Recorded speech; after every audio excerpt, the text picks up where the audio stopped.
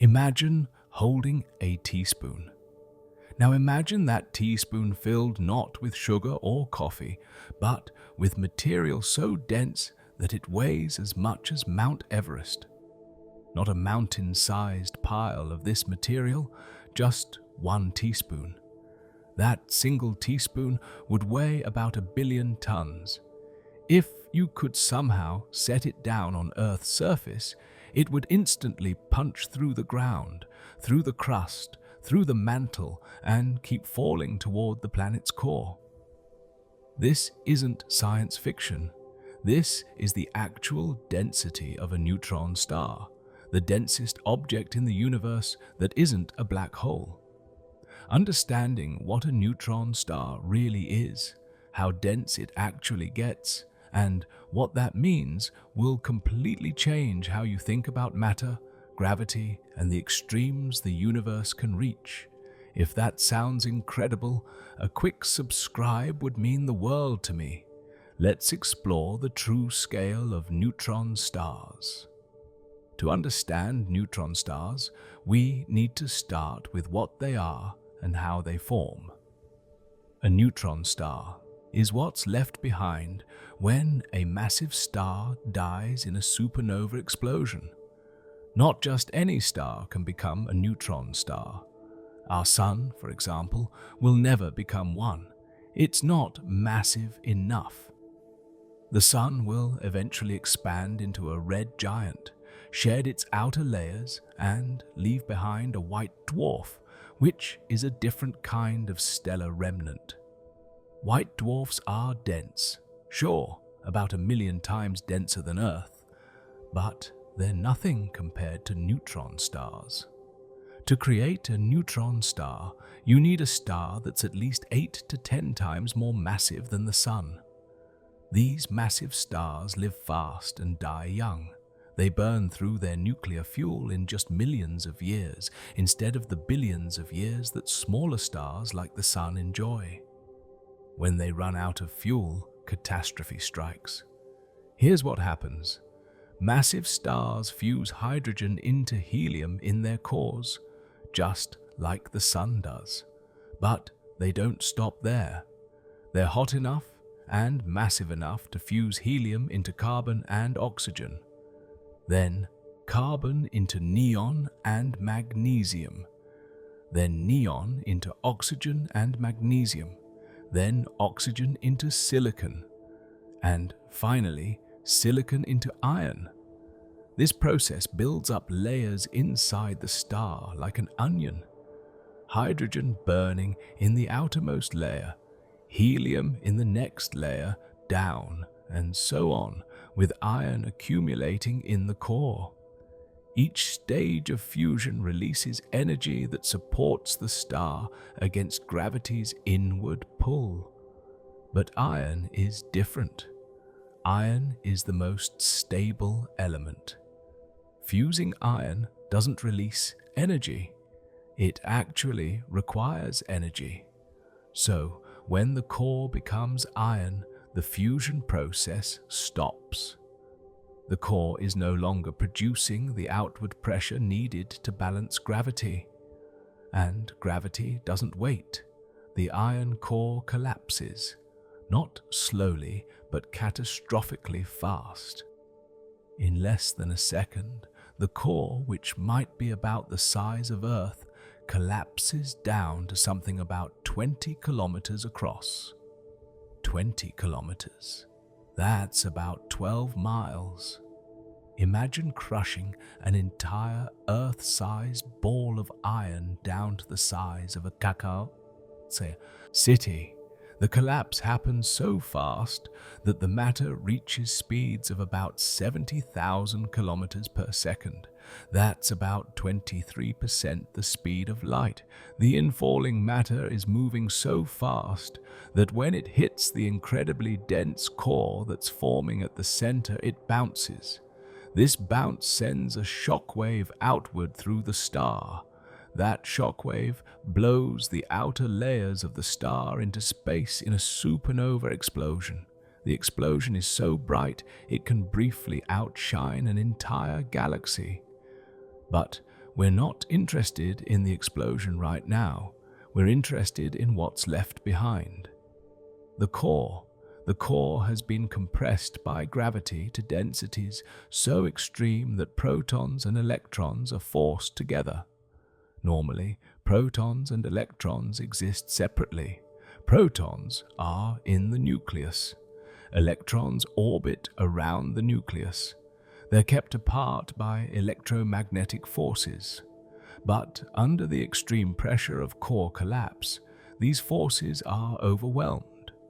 Protons and electrons are squeezed together, and they combine. A proton plus an electron becomes a neutron. This is called neutronization. The entire core becomes a ball of neutrons packed together as tightly as physics allows. This is a neutron star. It's called a neutron star not because it's made of neutron-rich material, but because it's literally made almost entirely of neutrons. Just neutrons, packed together, held up only by something called neutron degeneracy pressure. Now, let's talk about density, because density is the key to understanding neutron stars. Density is mass divided by volume. How much stuff is packed into how much space? In everyday life, we encounter a range of densities. Air has low density, water has higher density, rock has even higher density. Metals like iron and lead have densities higher still, but these are all tiny compared to neutron star densities. Let's build up our intuition step by step. Air at sea level has a density of about 1.2 kilograms per cubic meter. That's not much. A cubic meter of air, which is about the size of a large box, weighs just over a kilogram. Water is much denser at 1,000 kilograms per cubic meter. A cubic meter of water weighs a metric ton. Rock, like granite, is about 2,700 kilograms per cubic meter. Iron is 7,800 kilograms per cubic meter. These are the densities we're familiar with. But let's keep going. White dwarf stars, the remnants of stars like our Sun, have densities around 1,000,000 kilograms per cubic meter. That's about 1,000,000 times denser than water. A teaspoon of white dwarf material would weigh about 5 tons. That's already extraordinary. But neutron stars are far denser. Neutron stars have densities around 500 million kilograms per cubic meter. That's 5 times 10 to the 17th kilograms per cubic meter. Let me put that in perspective. A teaspoon of neutron star material would weigh about 1,000,000,000 tons. Not 1,000,000 tons. Billion tons. To give you a sense of scale, Mount Everest weighs about 810 million tons. So, a teaspoon of neutron star material weighs more than Mount Everest. 1 teaspoon, 5 milliliters, more massive than the tallest mountain on Earth. Let's try another comparison. The entire human population of Earth is about 8 billion people. If the average person weighs about 70 kilograms, that's about 560 million kilograms total for all humans on Earth. A single teaspoon of neutron star material weighs about 2 million times more than all humans on Earth combined. Or, think about it this way. A sugar cube is about 1 cubic centimeter. A sugar cube of neutron star material would weigh about 500 million metric tons. That's 500 million tons in a cube, 1 centimeter on each side. You could hold it between your fingers if it didn't immediately fall through your hand, through the earth, and continue falling. The density is so extreme that it defies our everyday intuition about what matter is and how it behaves. To really understand this density, we need to think about what matter normally looks like at the atomic level. Atoms are mostly empty space. The nucleus, which contains protons and neutrons, is tiny compared to the overall size of the atom. The electrons orbit far away from the nucleus, relatively speaking. If you scaled an atom up so the nucleus was the size of a marble, the electrons would be orbiting about a kilometer away. All that space in between is empty. This is why normal matter has the density it does. There's a lot of empty space. When you compress matter, you're mostly squeezing out this empty space. In a white dwarf, gravity has compressed matter enough that the atoms are pressed tightly together with almost no space between them. But the atoms themselves are still intact. Electrons are still orbiting nuclei. In a neutron star, gravity has gone much further. It's not just squeezed out the space between atoms. It's squeezed out the space within atoms. It's crushed the atoms themselves. In a neutron star, there are no atoms. There are no electrons orbiting nuclei. There are just neutrons packed together in contact with each other. Imagine taking all the neutrons from all the atoms in a huge volume of normal matter and packing them together with no space between them at all. Neutrons are about 1 femtometer across. That's 10 to the minus 15 meters. A femtometer is to a meter what a meter is to the distance light travels in about 33 seconds. It's unimaginably tiny. In a neutron star, neutrons are packed so that they're touching each other. The density of neutron star matter is close to the density of an atomic nucleus. In fact, you can think of a neutron star as a single giant atomic nucleus, about 20 kilometers across, containing more neutrons than there are atoms in a mountain. This brings us to a strange state of matter called nuclear pasta. Yes, that's the actual scientific term. Nuclear pasta. At the surface of a neutron star, densities are lower than in the core, though still incredibly high by any normal standard. As you go deeper, densities increase. Near the surface, atomic nuclei can still exist, though they're crushed into bizarre shapes by the extreme pressure. Deeper down, at densities just below the point where matter becomes pure neutron matter, nuclei get squeezed into long rod-like shapes called spaghetti. Go deeper still, and the rods connect into sheets called lasagna. Deeper, and the sheets develop holes and become Swiss cheese. Then the holes connect into tubes, which are called anti-spaghetti or bucatini. Finally, at even higher densities, you get into the realm of pure neutron matter. These exotic states are called nuclear pasta because of their resemblance to pasta shapes. They exist in a layer perhaps a few hundred meters thick in the outer parts of the neutron star. Below that, it's all neutrons. The physics of how a neutron star forms is a study in extremes. When the iron core of a massive star collapses, several things happen almost simultaneously. First, the collapse itself releases an enormous amount of gravitational potential energy. An Earth mass of iron falling inward from a radius of about 5,000 kilometers to a radius of 10 kilometers releases about 10 to the 46th joules of energy. That's a 1 followed by 46 zeros. To put that in perspective, the Sun's total energy output over its entire 10 billion year lifetime is about 10 to the 44th joules.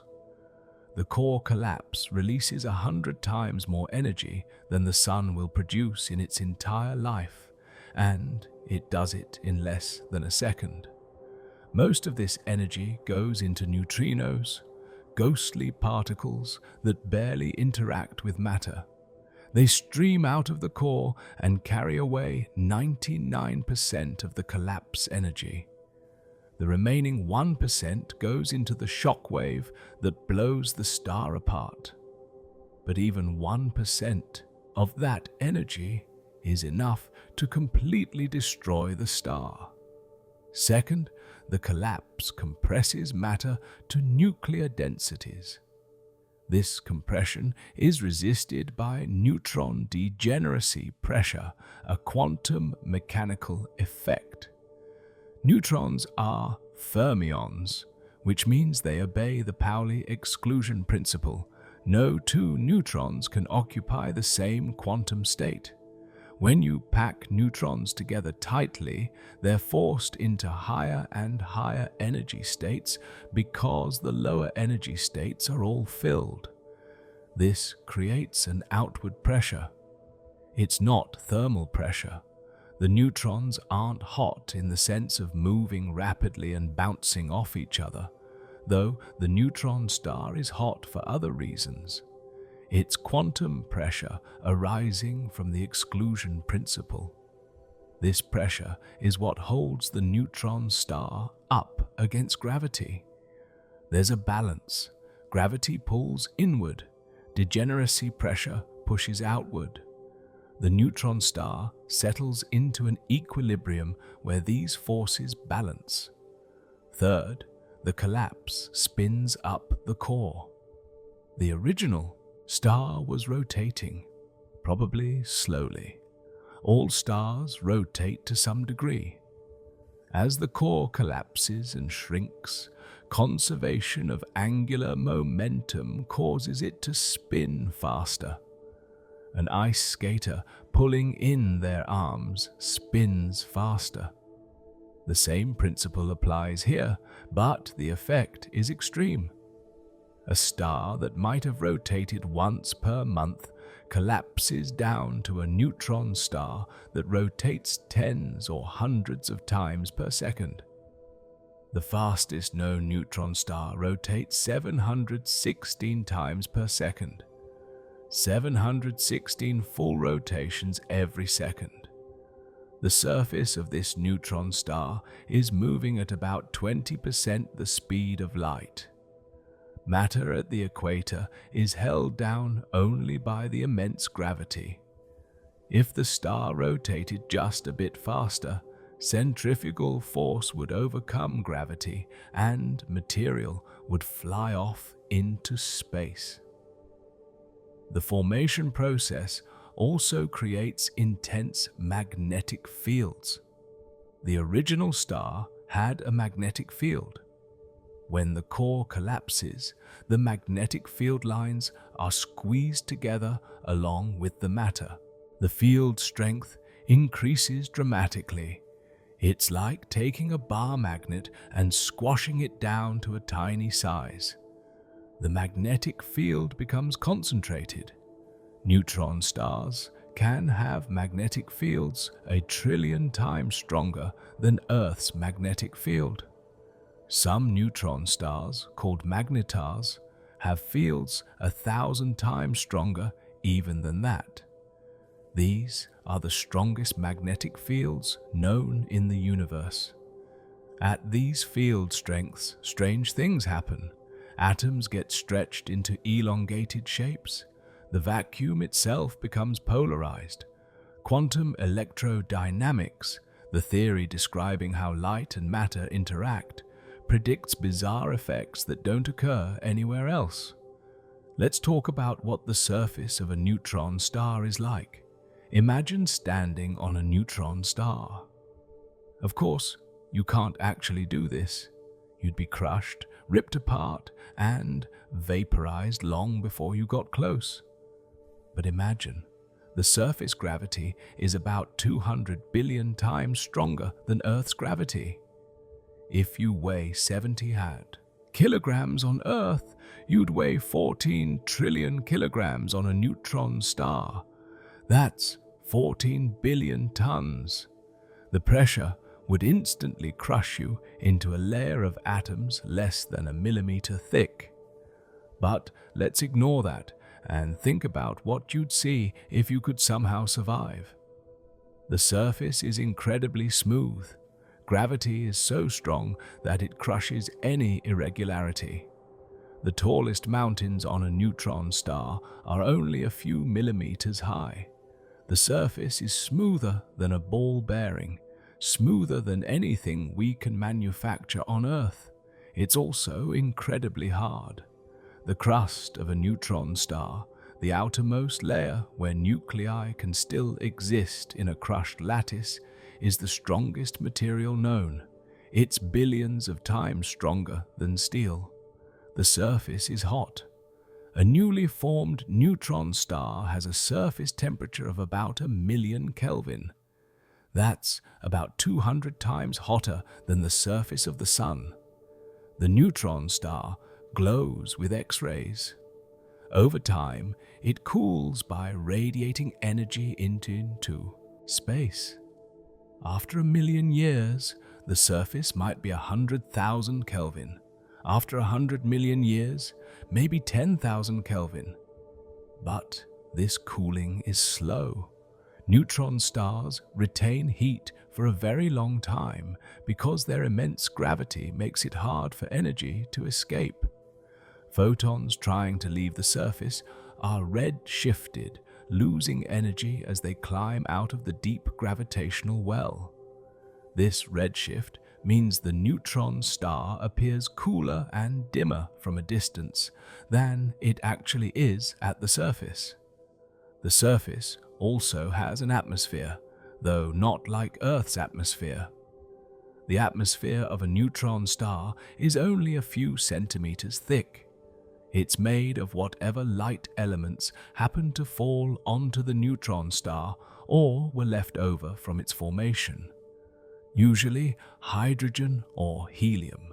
The gravity is so strong that heavy elements sink and light elements float. The atmosphere stratifies perfectly by atomic weight. The pressure at the base of this centimeter-thick atmosphere is immense, comparable to the pressure at the center of the Earth.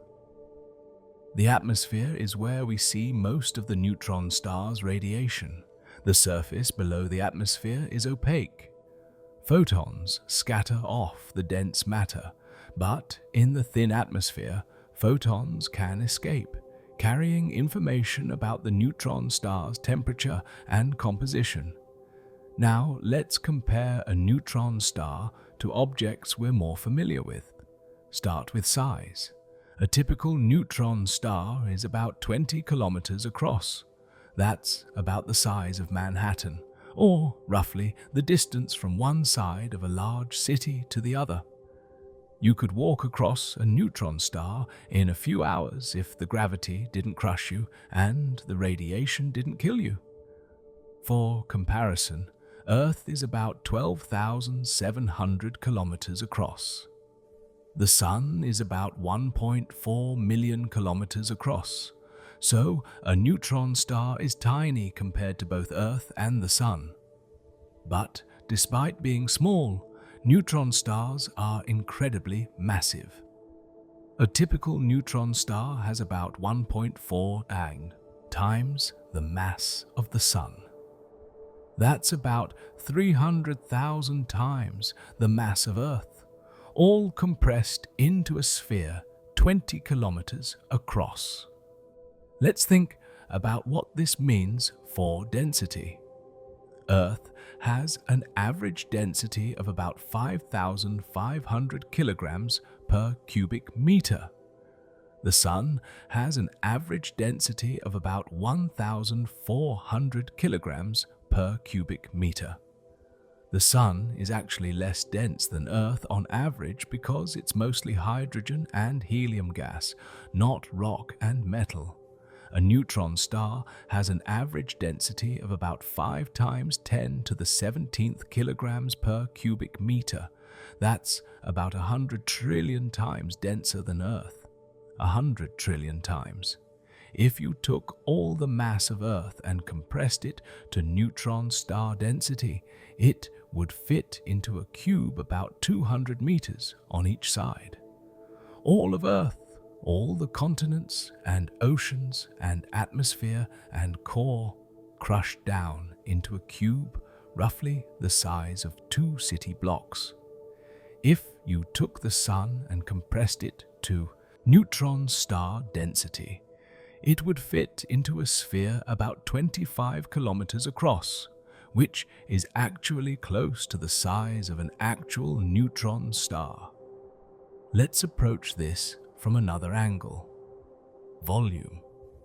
The Sun's volume is about 1.4 billion cubic kilometers. Earth's volume is about 1 trillion cubic kilometers. A neutron star's volume is about 4,000 cubic kilometers. So the Sun is about 350,000 times more voluminous than a neutron star, even though the neutron star has about the same mass. The Sun is huge and puffy and diffuse. The neutron star is tiny and dense and compact. This difference in size for similar mass is what creates the neutron star's extreme gravity and density. The mass is squeezed into a tiny volume, so the density skyrockets. We can also compare surface gravity. On Earth, surface gravity is about 9.8 meters per second squared. On the Sun, it's about 274 meters per second squared, about 28 times stronger than Earth. On a neutron star, surface gravity is about 2 times 10 to the 12th meters per second squared. That's 2 trillion meters per second squared, about 200 billion times stronger than Earth's gravity, about 7 billion times stronger than the Sun's gravity. This gravity is strong enough to noticeably bend light.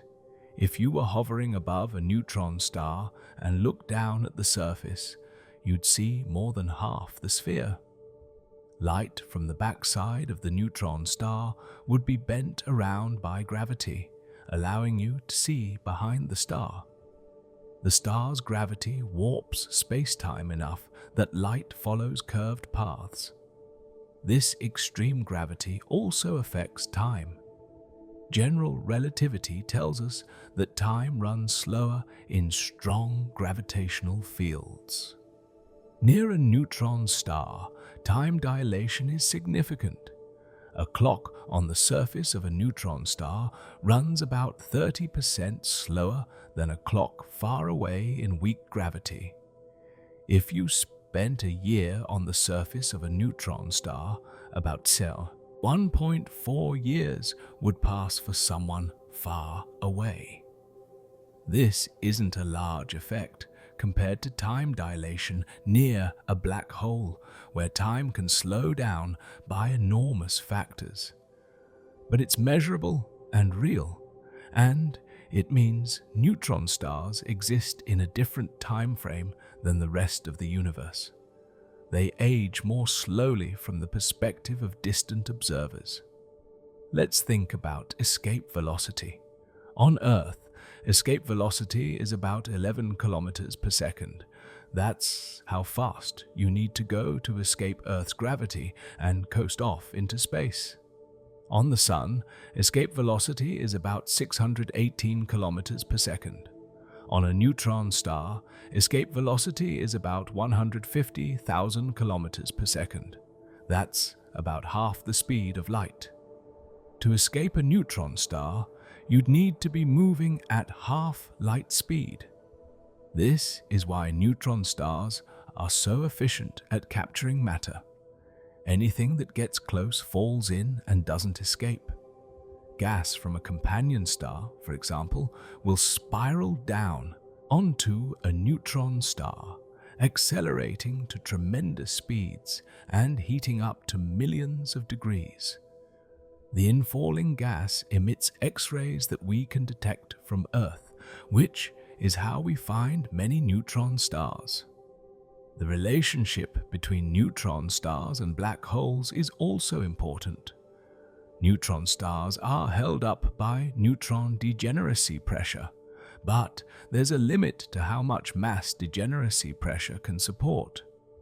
This limit is called the Tolman-Oppenheimer-Volkoff limit, or TOV limit. It's about 2 to 3 solar masses, though the exact value depends on the equation of state of neutron star matter, which we don't know precisely. If you add more mass to a neutron star and push it above this limit, degeneracy pressure can't hold it up anymore.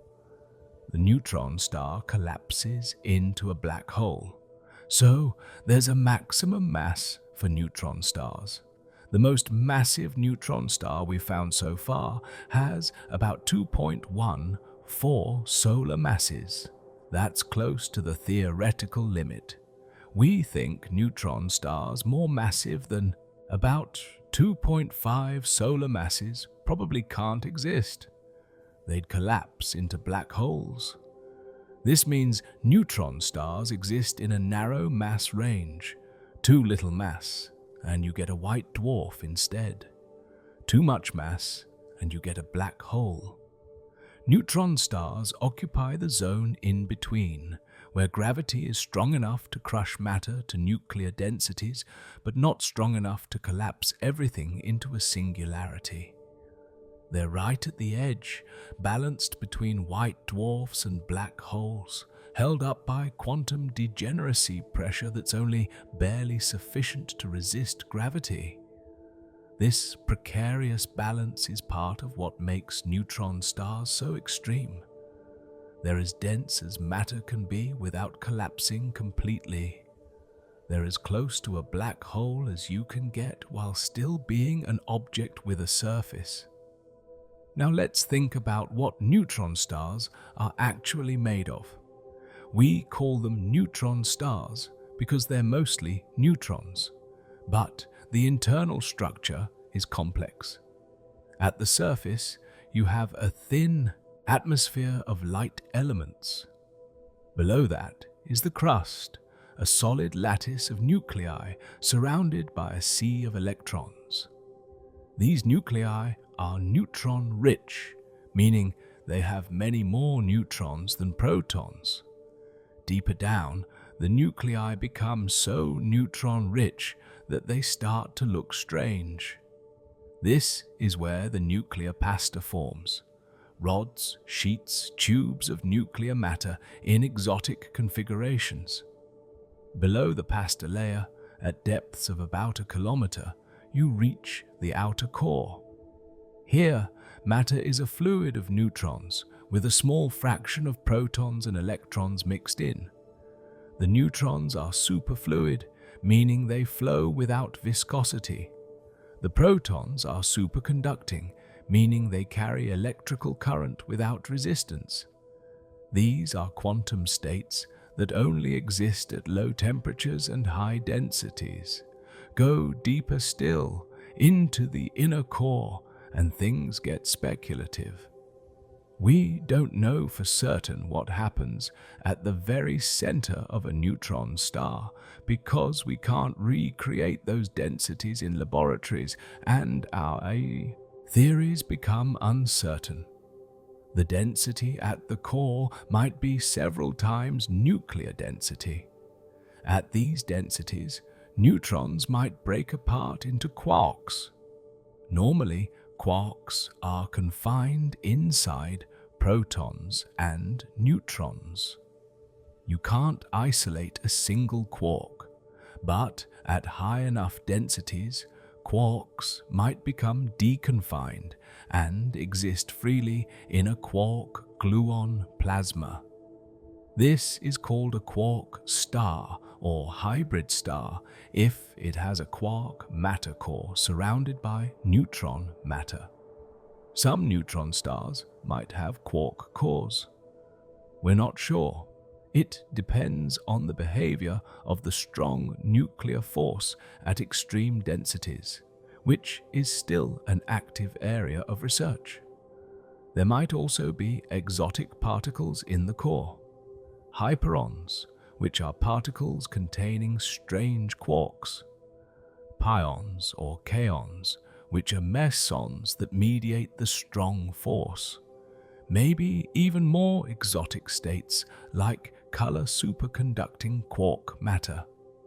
All of these are theoretical possibilities. Observations of neutron star masses, radii, and behaviors are helping us constrain what can and can't exist in the core. But we don't have a complete picture yet. The center of a neutron star is one of the few places in the universe where we encounter matter at densities we can't fully understand with current physics. Let's talk about the crust in more detail. The crust of a neutron star is divided into an outer crust and an inner crust. The outer crust extends from the surface down to a depth of a few hundred meters.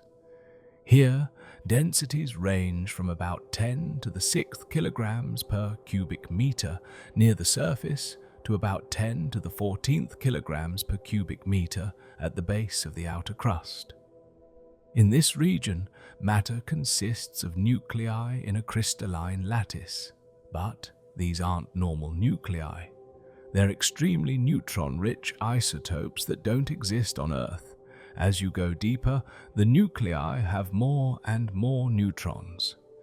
Near the base of the outer crust, a process called neutron drip occurs. Neutrons start to drip out of the nuclei and move freely. Below this point is the inner crust. The inner crust extends from the neutron drip point down to the core, a depth of about 1 kilometer. In the inner crust, you have a lattice of nuclei immersed in a sea of free neutrons and electrons. The neutrons are superfluid. They can flow without friction through the lattice. This has interesting consequences. When a neutron star spins down due to magnetic braking or other processes, the superfluid neutrons don't immediately spin down with it. They keep rotating at the original speed.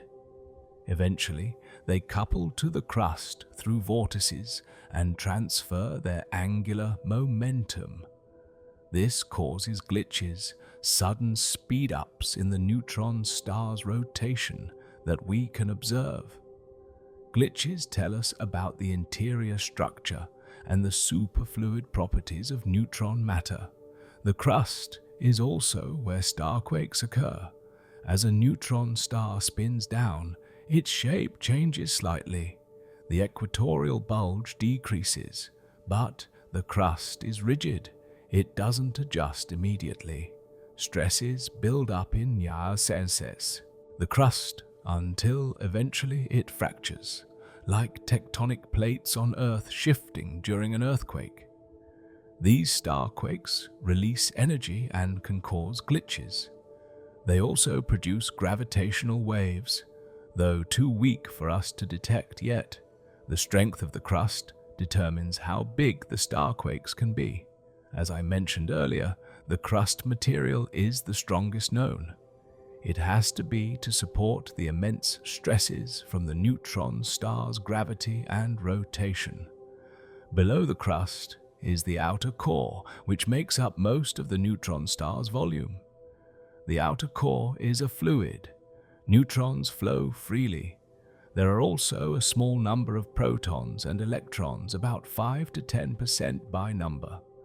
The protons are there because neutron matter actually prefers to have a small fraction of protons to lower its energy. It's a bit like how atomic nuclei have both protons and neutrons, rather than being pure neutrons. The electrons are there to balance the charge from the protons. The neutrons in the outer core are superfluid. The protons are superconducting. These are quantum states of matter that we've observed in laboratories at low temperatures, but in a neutron star, they occur at temperatures of millions of degrees because the density is so high. Superfluidity means the neutrons can flow without viscosity. There's no friction. If you could stir a cup of superfluid neutron matter and then stop stirring, the fluid would keep swirling forever. It would never slow down. This has implications for the neutron star's rotation and magnetic field. Superconductivity means the protons carry electrical current without resistance. This allows the neutron star's magnetic field to persist indefinitely without decaying, which is part of why neutron stars have such strong and long-lived magnetic fields. The equation of state of neutron star matter is a major unknown in astrophysics. The equation of state describes how pressure relates to density. It tells us how stiff or soft the matter is. A stiff equation of state means matter resists compression strongly. A soft equation of state means it compresses more easily. The stiffness determines the neutron star's radius. For a given mass, a stiffer equation of state produces a larger radius. A softer equation of state produces a smaller radius. By measuring the masses and radii of neutron stars, we can constrain the equation of state. This is important because it tells us about the strong nuclear force at extreme densities, information we can't get from terrestrial experiments. Recent observations from X-ray telescopes and gravitational wave detectors have given us better measurements of neutron star radii. The typical radius seems to be about 11 to 13 kilometers for a neutron star of about 1.4 solar masses. This favors equations of state that are moderately stiff. If the equation of state were very soft, we'd expect radii of 9 or 10 kilometers. If it were very stiff, we'd expect 14 or 15 kilometers. The measurements rule out the extremes and point to intermediate stiffness. This tells us something about how neutrons interact at high densities through the strong force. It's a window into nuclear physics that we can't access any other way. Let's step back and think about what all of this means. Neutron stars are laboratories for extreme physics. They have the highest densities of any known object except black holes. They have the strongest gravitational fields of any object with a surface. They have the strongest magnetic fields in the universe. They spin at incredible rates. They're hot, dense, and bizarre, and they're natural. They exist out there in the universe, created by the deaths of massive stars. We didn't design them. We didn't build them. Nature did, and by studying them, we learn about the fundamental laws of physics pushed to their limits. Neutron stars also connect to many other areas of astrophysics. They're involved in producing heavy elements through a process called rapid neutron capture, or the ER process. When neutron stars collide, they spray neutron-rich matter into space. This matter undergoes rapid nuclear reactions, building up heavy elements like gold, platinum, uranium. Most of the gold on Earth probably came from neutron star collisions billions of years ago. So, the gold in your jewelry is literally made from the deaths of neutron stars. That's extraordinary. When you think about it, the densest objects in the universe, colliding and dying, created the material that we value for its beauty and rarity. Neutron stars are also sources of gravitational waves. When two neutron stars orbit each other, they emit gravitational waves, ripples in space-time. These waves carry energy away from the system, causing the orbit to decay. The neutron stars spiral closer and closer until they collide. The collision emits a huge burst of gravitational waves that we can detect with instruments like LIGO and Virgo. The first neutron star collision detected by gravitational waves occurred in August 2017. It was a watershed moment in astronomy. We detected the gravitational waves. We also detected light from the collision across the electromagnetic spectrum, from gamma rays to radio waves.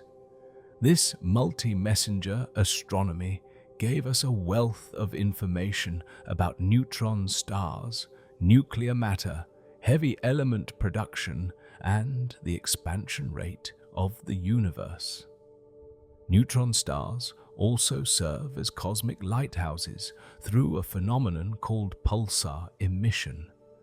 Many neutron stars emit beams of radiation from their magnetic poles. As the neutron star rotates, these beams sweep across space like lighthouse beams. If a beam happens to point toward Earth, we see a pulse of radiation every time the neutron star rotates. We call these pulsars. The first pulsar was discovered in 1967 by Jocelyn Bell Burnell, then a graduate student. She noticed a regular signal in radio telescope data, pulsing with a period of about 1.3 seconds. At first, they jokingly called it LGM-1 for little green men, wondering if it might be an alien signal. But soon they found more pulsars and realized they were natural phenomena. We now know of over 3,000 pulsars.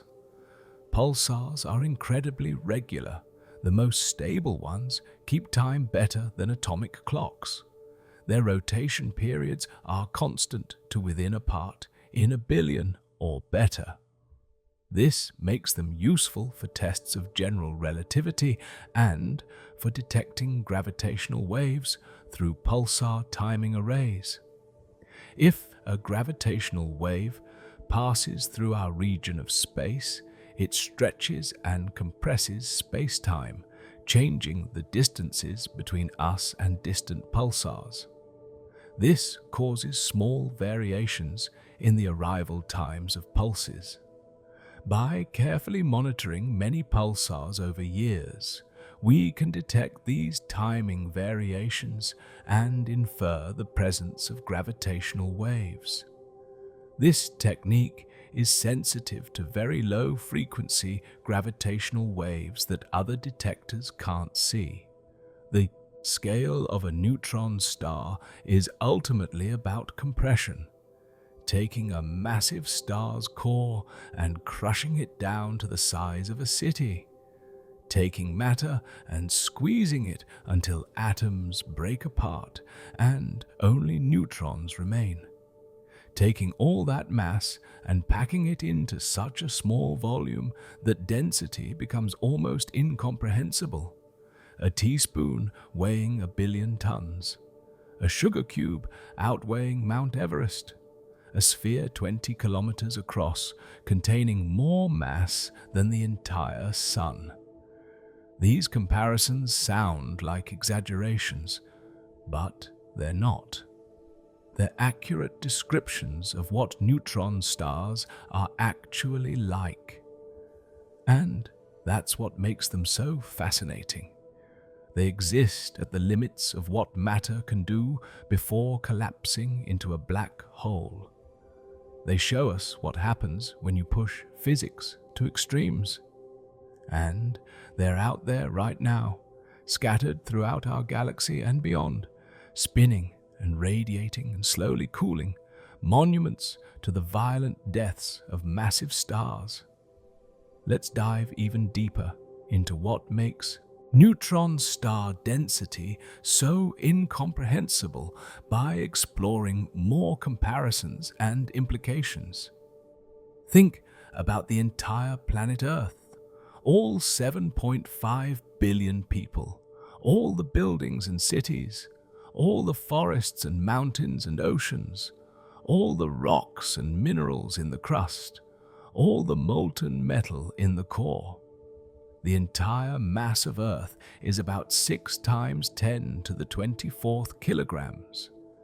If you compressed all of Earth down to neutron star density, the entire planet would fit into a sphere about 300 meters across. That's roughly the size of 3 football fields end to end. You could walk around compressed Earth in about 10 minutes. All of our planet, everything we've ever known, crushed into something the size of a large building. And it would still weigh the same as Earth. 6 times 10 to the 24th kilograms. The mass doesn't change, only the volume changes, and that creates this mind-bending density. Now imagine trying to move this compressed Earth. Its gravitational field would be so intense that getting close to it would be lethal. The tidal forces, the difference in gravity between your head and your feet, would rip you apart long before you touch the surface. We call this spaghettification, and is what happens when you get too close to any super dense object. The gravity gradient is so steep that different parts of your body experience wildly different gravitational pulls. Your feet, being slightly closer than your head, feel much stronger gravity. The difference stretches you like taffy until you break apart. For compressed Earth at neutron star density, this would happen at a distance of several kilometers from the surface. You couldn't even approach it. Let's think about what would happen if a chunk of neutron star material somehow appeared on Earth. Say someone magically transported a sugar cube of neutron star material and placed it in the middle of a room.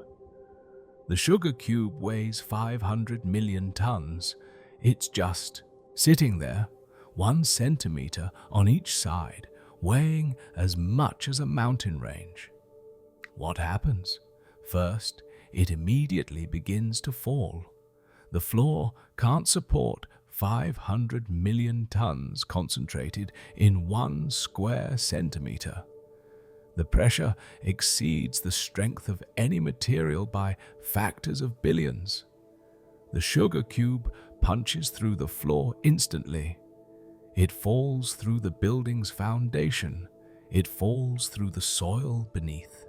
It keeps falling, accelerating as it goes, punching through rock and earth. The immense density means it barely slows down. It's like a bullet through tissue paper. The sugar cube falls through the Earth's crust, through the mantle. It generates tremendous heat from friction with the surrounding rock. The rock vaporizes instantly on contact with the neutron star material. The material creates a narrow tunnel behind it as it falls. Thousands of kilometers of rock can't stop something this dense. Eventually, it reaches the Earth's core. It might oscillate back and forth through Earth's center, gradually losing energy to friction and drag until it settles near the center. But more likely, the gravitational attraction between the neutron star material and Earth would cause serious problems. The intense gravity of the 500 million ton chunk would start pulling surrounding matter toward it. It might accrete matter from Earth's core, growing larger. Depending on how much it accreted, it could potentially trigger a runaway collapse. This is entirely theoretical and would never actually happen, but it illustrates just how different neutron star matter is from anything we're familiar with. Another way to think about neutron star density is through pressure. Pressure is force divided by area. At the center of a neutron star, the pressure is about 10 to the 34th pascals. A pascal is 1 Newton per square meter. For comparison, atmospheric pressure at sea level is about 100,000 pascals. The pressure at the bottom of the deepest ocean trench is about 100 million pascals. The pressure at the center of Earth is about 360 billion pascals. The pressure at the center of the Sun is about 25,000 trillion pascals. All of these pale in comparison to the pressure at the center of a neutron star, 10 to the 34th pascals. That's about 1 billion times the pressure at the Sun's center. At these pressures, matter behaves in ways we can barely calculate. Our equations of state, our models of how matter responds to pressure become uncertain. We're extrapolating far beyond what we can test in laboratories. This extreme pressure is what creates the exotic states of matter inside neutron stars. Nuclear pasta exists because pressure squeezes nuclei into bizarre shapes. Superfluidity emerges because quantum effects dominate over thermal motion. The possibility of quark matter arises because pressure might be high enough to overcome the strong force that normally confines quarks inside hadrons. Every extreme property of neutron stars traces back to this incredible pressure created by cramming so much mass into such a tiny volume. Gravity creates the pressure. Density is the result. And extreme physics follows. Let's also consider what neutron star material would feel like if you could somehow touch it. Of course, you can't. But imagine. The crust is crystalline, a lattice of nuclei. It's solid, but it's not like any solid you've encountered. It's billions of times harder than diamond. You couldn't scratch it with any tool. You couldn't dent it or deform it. The atoms are packed so tightly and held together by such strong forces that the material is essentially incompressible by any means we have available. If you had a hammer made of neutron star crust material and you struck an anvil made of the same material, nothing would happen. No deformation, no damage. The materials are too strong. The only forces that can deform neutron star crust are the immense internal stresses from the star's own gravity and rotation. The surface temperature of a neutron star also affects how you'd perceive it. 1,000,000 Kelvin means the surface glows brightly in X-rays. If you were somehow immune to radiation and you looked at a neutron star from a distance, it would appear as a brilliant point of X-ray light. Your eyes can't see X-rays, but if you had X-ray vision, the neutron star would be blindingly bright, brighter than any X-ray source we can create on Earth. Over time, as the neutron star cools to 100,000 Kelvin or 10,000 Kelvin, its spectrum shifts to ultraviolet and eventually to visible light. An old, cold neutron star would glow a dull red like a hot coal. But even at this stage, it's far hotter than anything we encounter in everyday life. A piece of neutron star material, if it could somehow maintain its temperature, would vaporize anything it came near. Now, let's think about the magnetic field of a neutron star in more detail.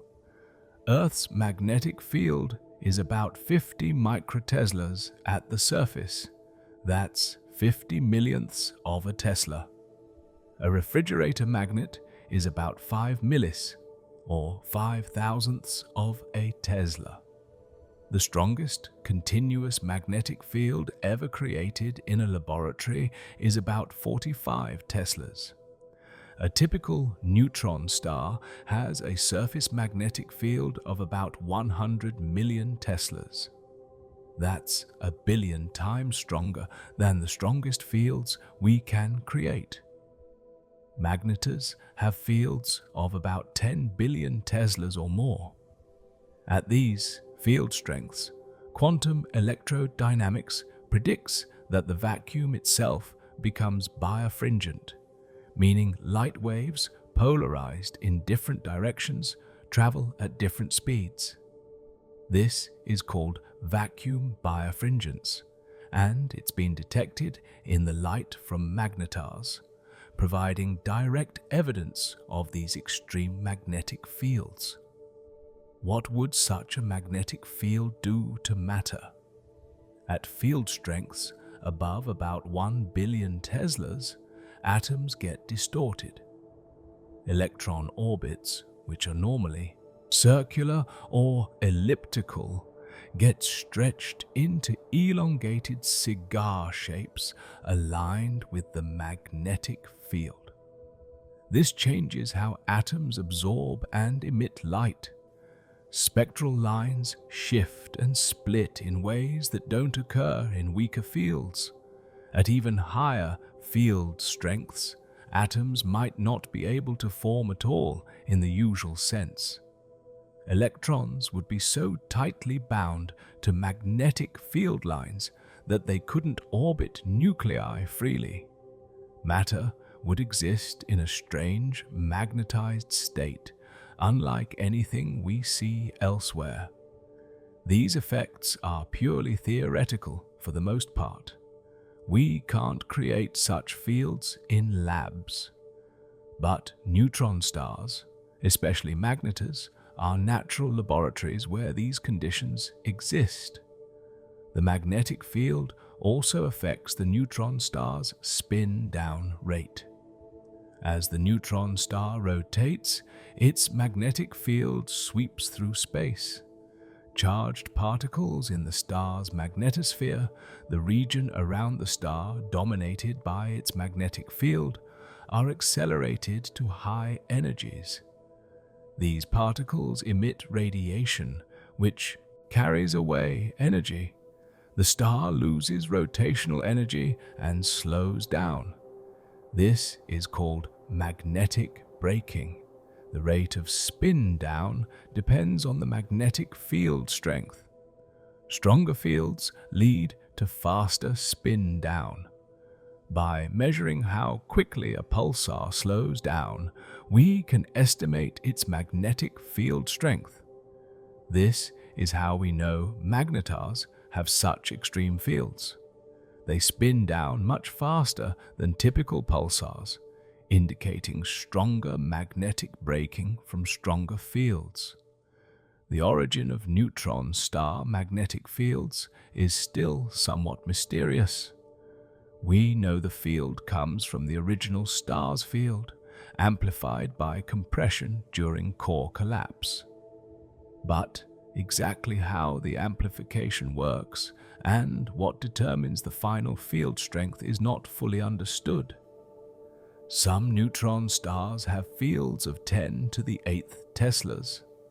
Others have fields of 10 to the 11th Teslas. Magnetars have fields of 10 to the 14 Teslas or higher. Why the variation? It might depend on details of the collapse.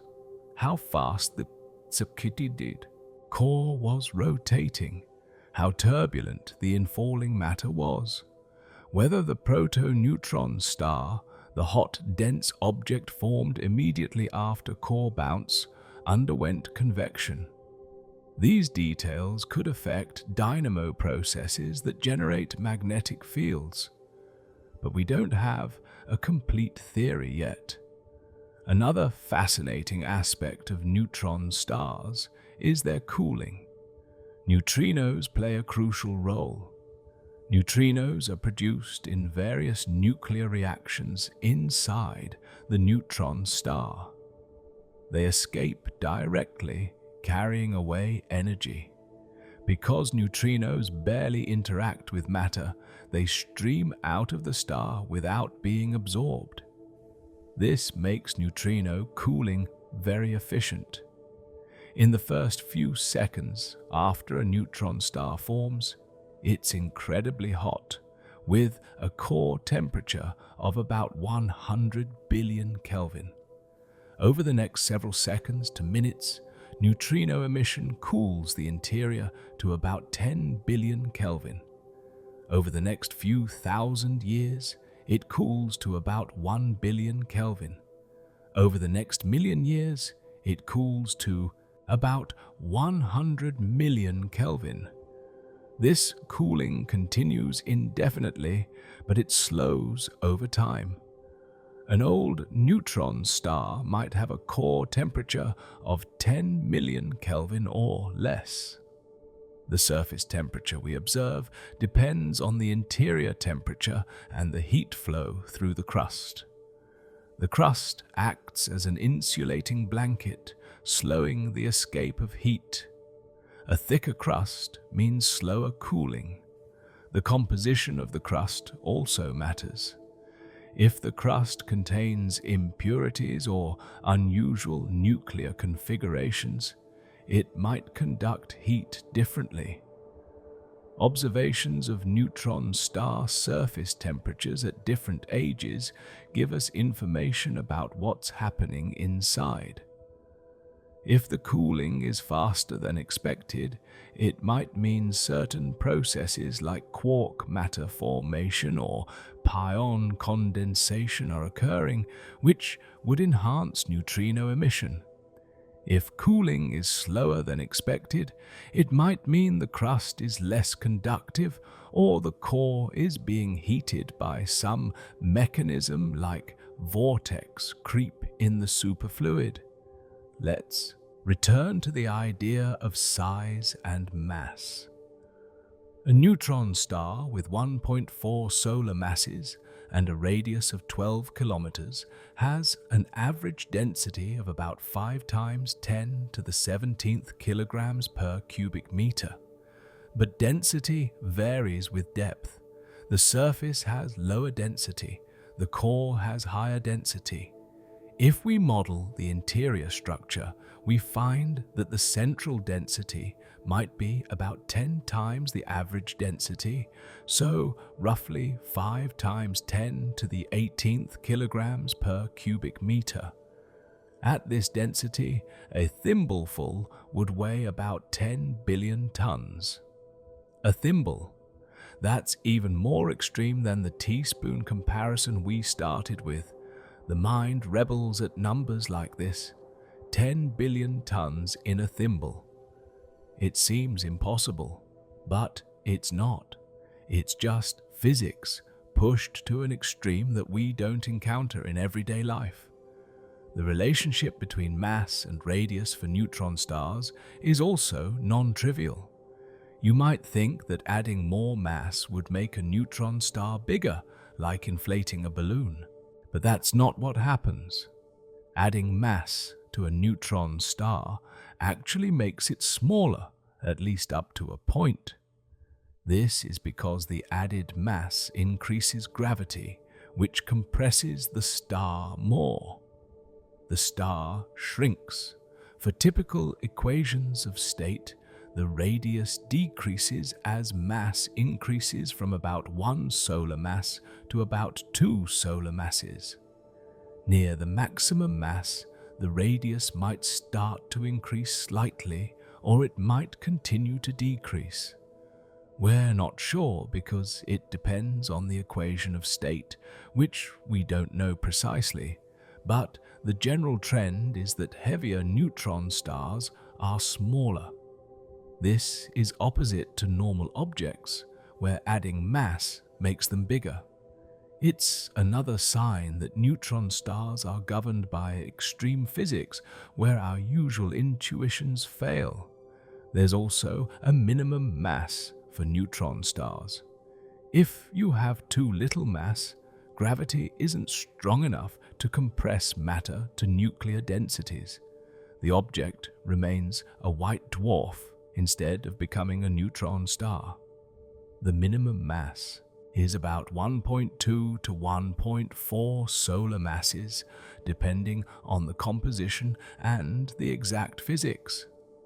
Below this mass, the stellar remnant is supported by electron degeneracy pressure as a white dwarf rather than neutron degeneracy pressure as a neutron star.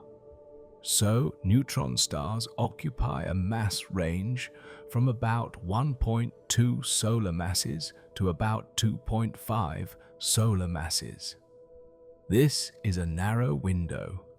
Most stellar remnants are white dwarfs, lighter than 1.4 solar masses. A few are neutron stars, between 1.4 and 2.5 solar masses. Anything heavier is a black hole. The fact that neutron stars exist in this narrow mass range makes them useful for testing physics. If we observe a neutron star with a precisely measured mass, we can use that measurement to constrain theories. For example, the discovery of a 2 solar mass neutron star ruled out many soft equations of state that predicted a maximum mass below 2 solar masses. Every new measurement refines our understanding. Every new observation of a neutron star's mass, radius, spin rate, or magnetic field tells us something about how matter behaves under extreme conditions. This is why astrophysicists care so much about neutron stars. They're not just interesting curiosities. They're natural laboratories providing data we can't get any other way. Let's also think about how neutron stars fit into the broader picture of stellar evolution. Stars are born from clouds of gas and dust that collapse under gravity. The gas heats up as it falls inward. Eventually, the core becomes hot enough for nuclear fusion to begin. Hydrogen fuses into helium, releasing energy. The star settles into a stable state where fusion energy balances gravitational contraction. This is the main sequence. Our Sun is a main sequence star. It will remain one for about 10 billion years total, of which about 4.6 billion have already passed. When the Sun exhausts its core hydrogen, it will expand into a red giant, fuse helium into carbon and oxygen in its core, then shed its outer layers and leave behind a white dwarf. Massive stars, those born with more than about 8 solar masses, follow a different path. They also fuse hydrogen into helium on the main sequence, but they do it much faster because they're hotter and more massive. A 20 solar mass star might last only 10 million years on the main sequence. After exhausting core hydrogen, it fuses helium into carbon and oxygen. Then it fuses carbon into neon and magnesium. Each stage lasts a shorter time than the previous one because heavier elements release less energy per fusion reaction. The silicon burning stage, the final stage before iron forms, lasts only about 1 day. Then the iron core collapses and the star goes supernova. If the core remnant is between about 1.4 and 2.5 solar masses, it becomes a neutron star. If it's heavier, it becomes a black hole. So, neutron stars are the remnants of stars that were born massive, burned bright, and died young. Every neutron star we see was once a giant star, many times more massive than our Sun. That giant star fused elements, produced heavy nuclei, and seeded the interstellar medium with new atoms when it exploded. The neutron star is what's left after all that drama, a quiet, slowly spinning ember, cooling and fading over billions of years. But even in this quiescent state, neutron stars are remarkable. They're the densest, strongest, most extreme objects with surfaces. They're laboratories for physics we can't study anywhere else, and they're monuments to the life and death of stars, reminders of the violent processes that created the elements we're made of. Understanding the scale of neutron stars also means understanding what we can't do with them. We can't visit a neutron star. The nearest known neutron star is about 400 light-years away. With current technology, it would take millions of years to get there.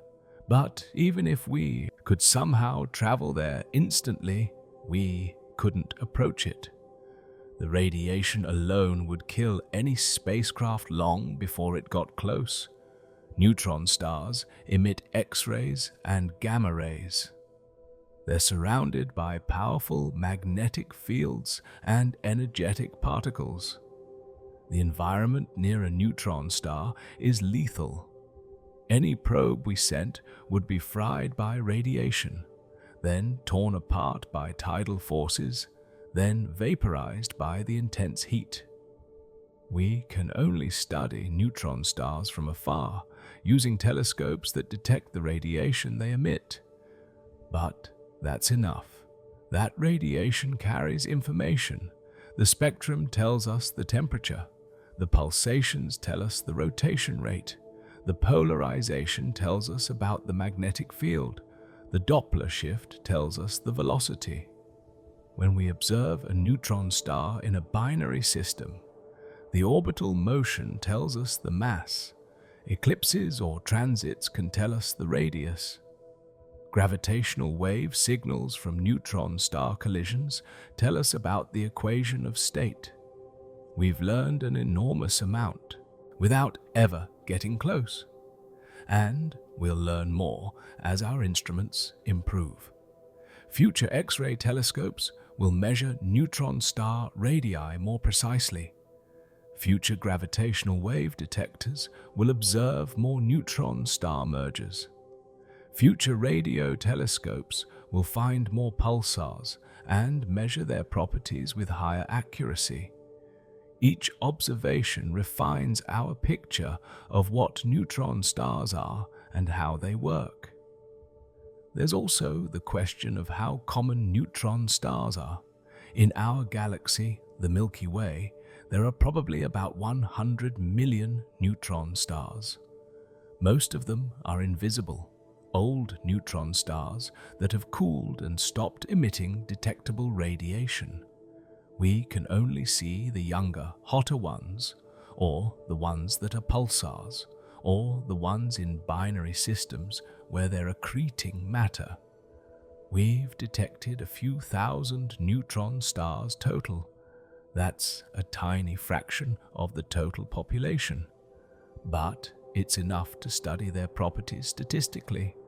We can determine the typical mass, the distribution of magnetic field strengths, the birth rate, the evolution, and we can extrapolate to the unobserved population. Every massive star that dies produces either a neutron star or a black hole. The boundary is around 20 to 25 solar masses at birth. Stars heavier than this tend to produce black holes.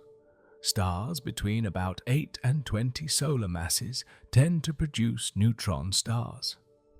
Given the distribution of stellar masses and the rate of star formation, we expect about one neutron star to form in our galaxy every century or so. Over the billions of years the galaxy has existed, that adds up to about 100 million neutron stars. Most are old and cold, a few are young and active, and a very few are in our neighborhood, close enough for us to study in detail. The diversity among neutron stars is also worth noting. Not all neutron stars are the same. Some spin rapidly, hundreds of times per second. Others spin slowly, once every few seconds or even slower. Some have strong magnetic fields. Others have weaker fields. Some are isolated. Others are in binary systems with another star or another neutron star. Some are accreting matter from a companion. Others are not. This diversity arises from differences in birth conditions and evolutionary history. A neutron star born from a rapidly rotating progenitor will spin faster than one born from a slowly rotating progenitor. A neutron star born with a strong magnetic field will remain magnetized. One born in a binary system might interact with its companion, exchanging mass and angular momentum. All of these variations create the rich population of neutron stars we observe. There are also recycled pulsars, neutron stars that have been spun up by accreting matter from a companion star. When matter falls onto a neutron star, it carries angular momentum. This angular momentum is transferred to the neutron star, spinning it up. Over millions of years of accretion, a slowly spinning neutron star can be spun up to rotate hundreds of times per second. These are called millisecond pulsars. They spin incredibly fast, and they have weak magnetic fields because the accretion process also tends to bury the magnetic field. Millisecond pulsars are some of the most stable clocks in the universe. Their rotation is so regular that we can use them to detect gravitational waves through pulsar timing, as I mentioned earlier. The connection between neutron stars and the elements around us is also profound. When two neutron stars collide, they eject a small amount of extremely neutron-rich matter into space. This matter undergoes rapid neutron capture, the ER process, building up heavy elements. Elements like gold, platinum, uranium, thorium, and many others are produced in these collisions. Earth's inventory of these elements came from neutron star mergers that occurred before the solar system formed.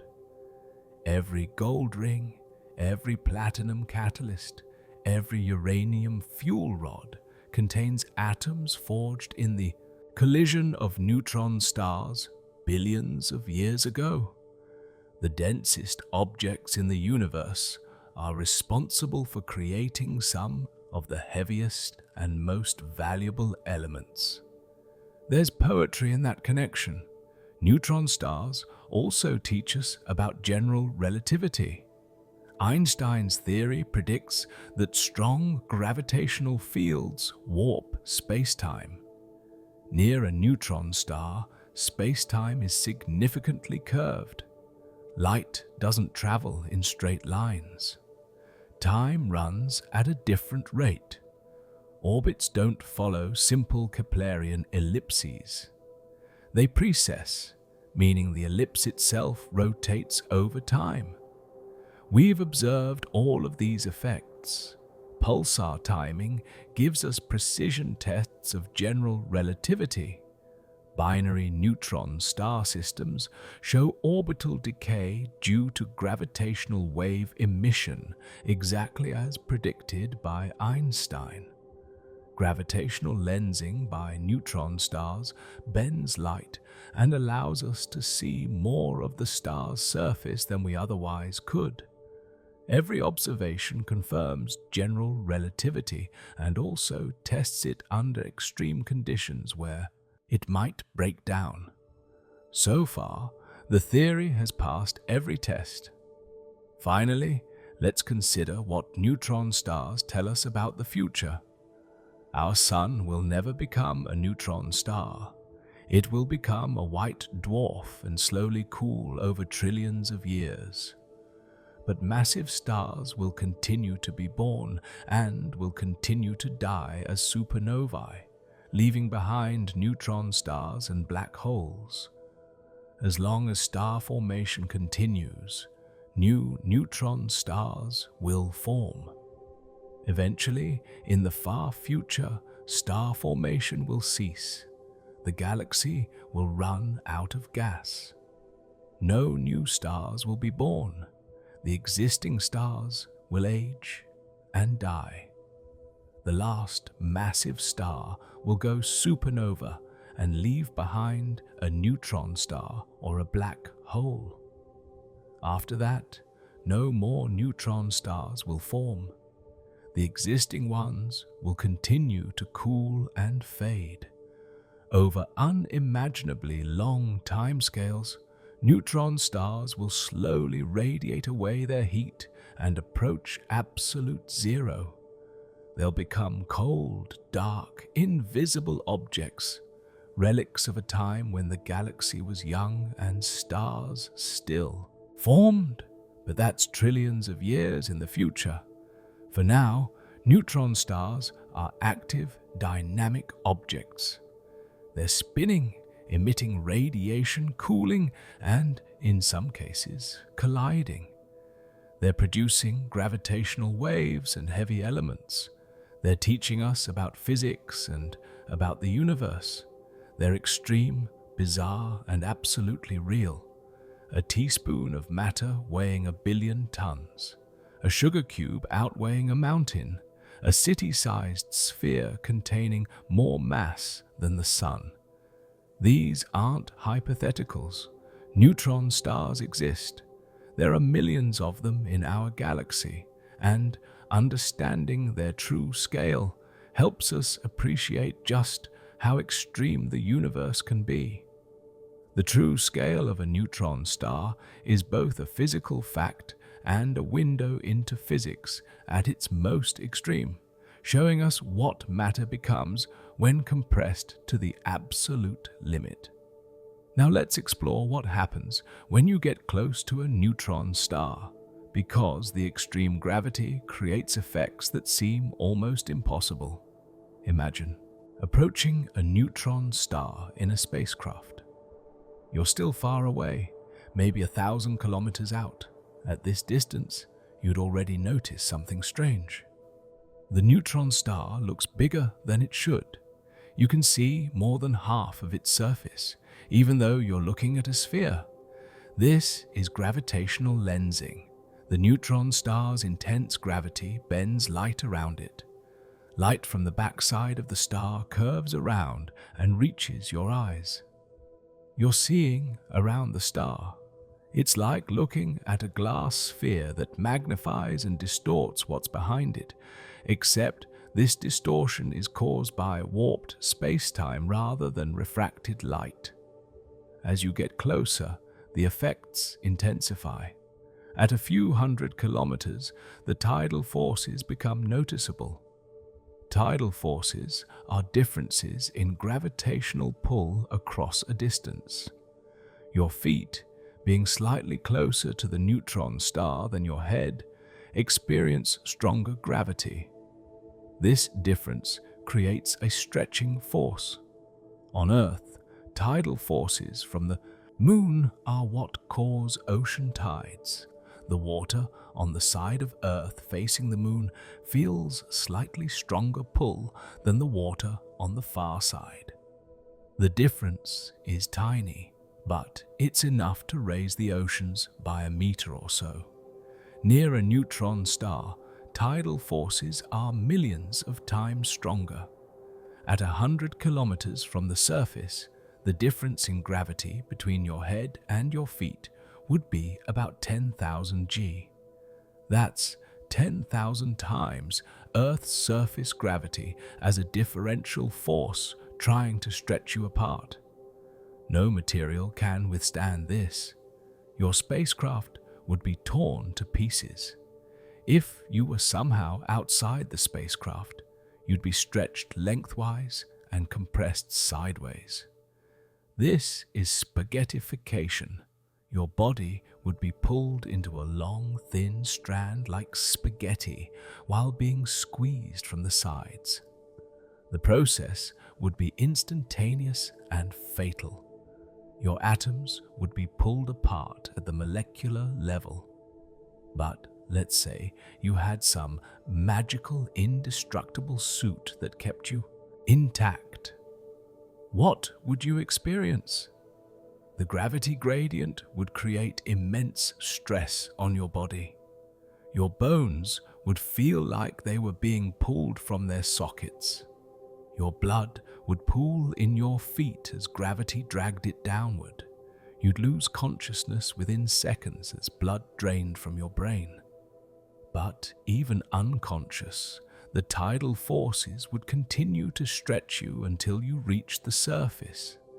If you somehow survived to touch the surface, the experience would be brief.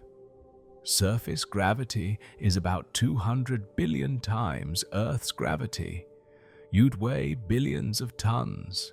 Your body would be crushed instantly into a layer of atoms, perhaps a few hundred atoms thick.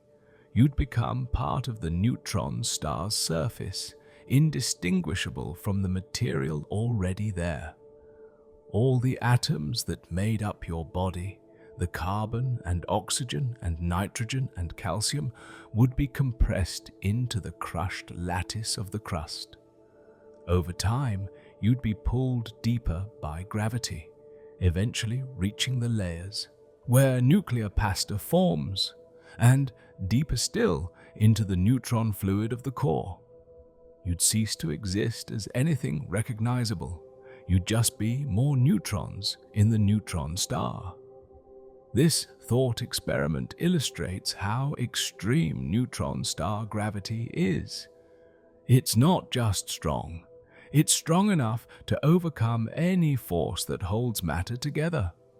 Chemical bonds, electromagnetic forces, even the strong nuclear force that binds nuclei. All of these can be overwhelmed by gravity near a neutron star. The only thing that can resist is quantum degeneracy pressure, and that only works for the neutron star itself because the neutrons are packed together at nuclear densities. Anything less dense gets crushed. Let's talk about time dilation near a neutron star.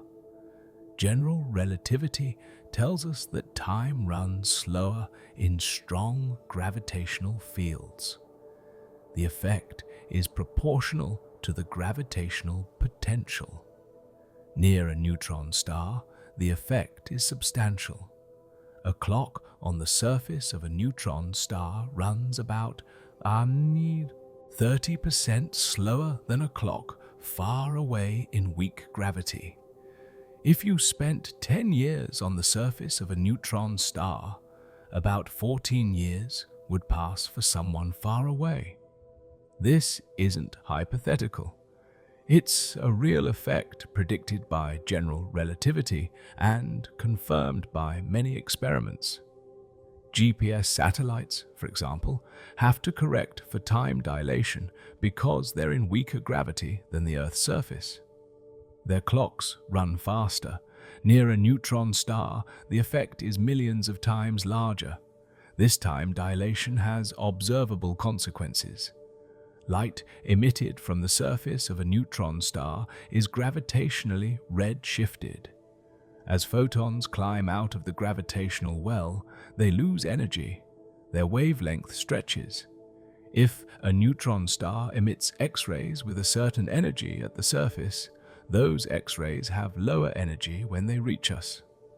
The spectrum we observe is shifted toward lower frequencies compared to the spectrum emitted.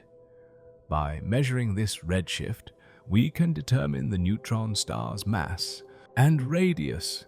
The stronger the gravity, the greater the redshift. This is one way we constrain the equation of state of neutron star matter. Now, let's discuss pulsars in more detail. Pulsars are rotating neutron stars that emit beams of radiation from their magnetic poles.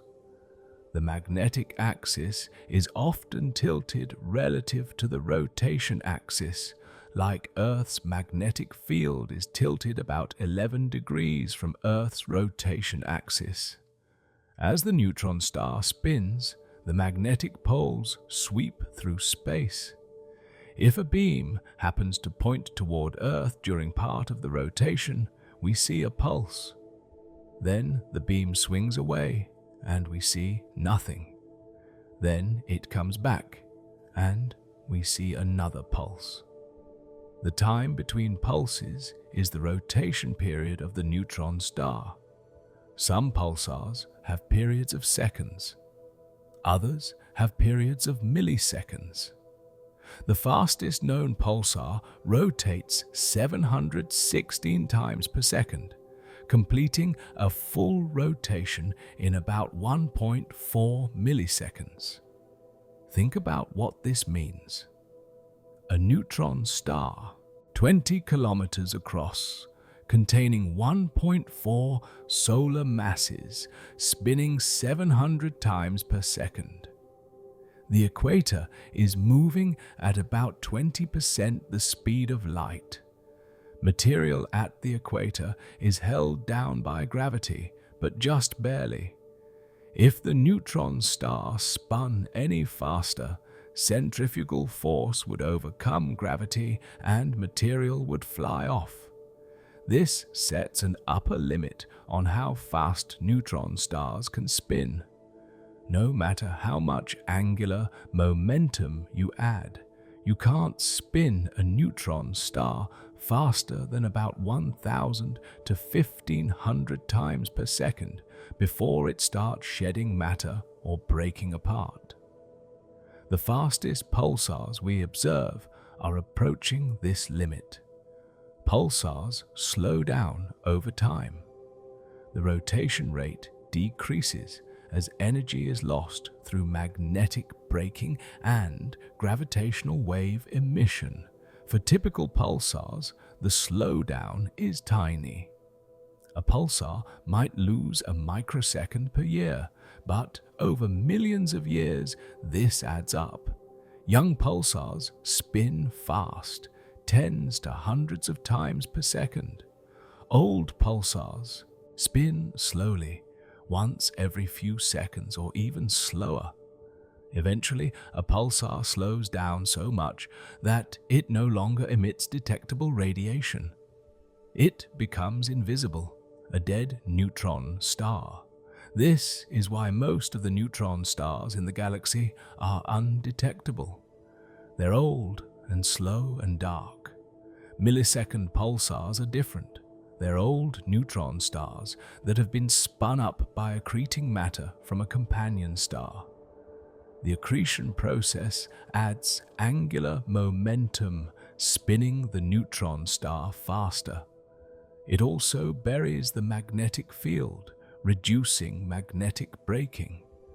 The result is a rapidly rotating neutron star with a weak magnetic field.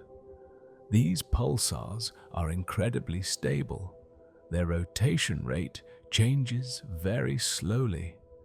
Some millisecond pulsars are stable to 1 part in 10 to the 15th over years. That's better than the best atomic clocks we can build. This stability makes them perfect for pulsar timing experiments. By monitoring the arrival times of pulses from many millisecond pulsars, we can detect subtle variations caused by gravitational waves passing through our region of space. Magnetars are a special class of neutron stars with extremely strong magnetic fields.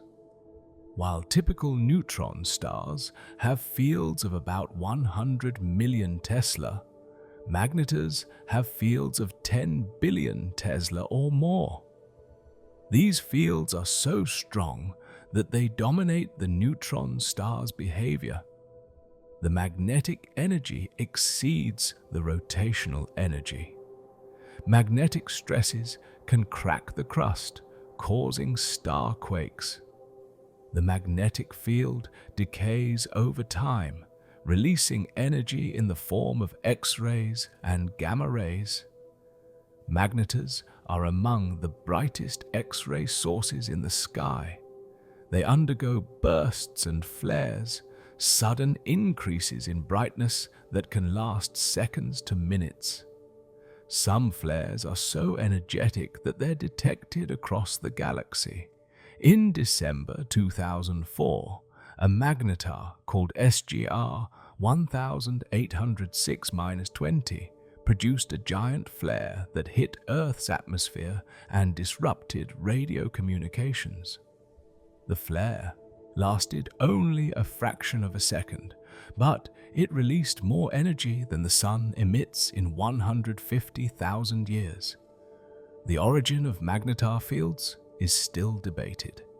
They might form from rapidly rotating progenitor stars that had strong fields to begin with, or they might form from dynamo processes in the proto-neutron star during the first few seconds after core bounce.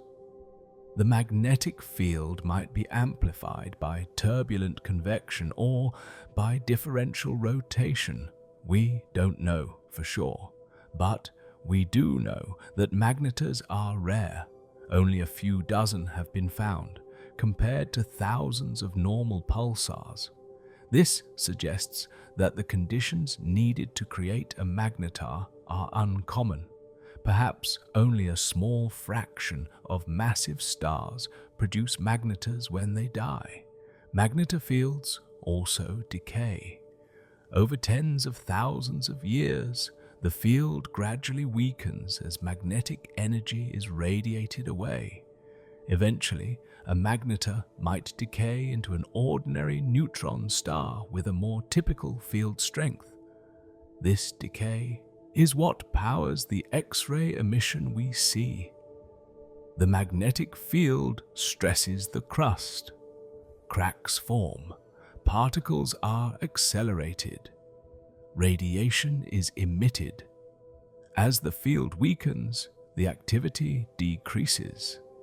Old magnetars are quiet, indistinguishable from other old neutron stars, except perhaps for a slightly stronger residual magnetic field.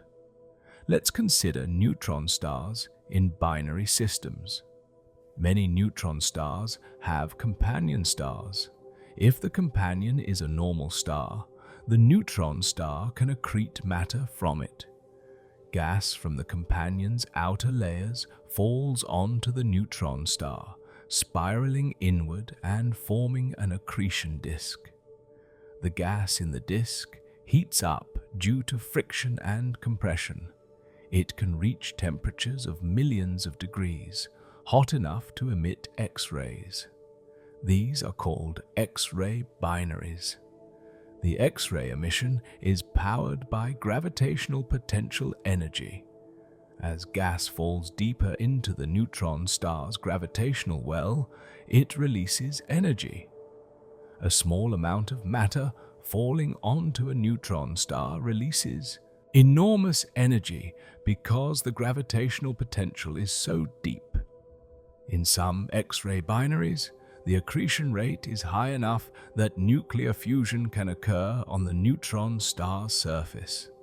Hydrogen and helium from the companion accumulate on the surface. They're compressed by gravity and heated by the energy released during accretion.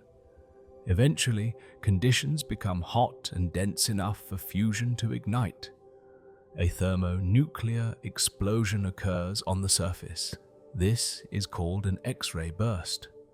The burst lasts seconds to minutes and releases about 10 to the 39 joules of energy, roughly equivalent to the sun's total output over a week. Then the burst subsides, fresh fuel accumulates, and the cycle repeats. Some X-ray binaries produce bursts every few hours or days. If the companion is another neutron star, the system is called a double neutron star binary. These systems are rare but incredibly important for astrophysics. The two neutron stars orbit each other, held together by gravity. As they orbit, they emit gravitational waves. The waves carry energy away from the system. The orbit gradually decays. The neutron stars spiral closer and closer. Eventually, they collide. The collision releases a tremendous burst of gravitational waves that we can detect with instruments like LIGO and Virgo. It also produces electromagnetic radiation across the spectrum and ejects neutron-rich matter that undergoes our process nucleosynthesis, creating heavy elements. The first double neutron star binary discovered was PSR 1913+16, found in 1974 by Russell Hulse and Joseph Taylor. They observed that the pulsar's pulse arrival times varied in a way consistent with the pulsar orbiting another neutron star. By carefully timing the pulses over years, they measured the orbital decay caused by gravitational wave emission. The decay matched the predictions of general relativity to within a fraction of a percent. This was the first indirect evidence for gravitational waves and earned Hulse and Taylor the Nobel Prize in 1993.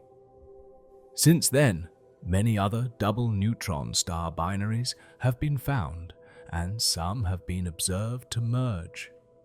On August 17, 2017, LIGO and Virgo detected gravitational waves from a neutron star collision.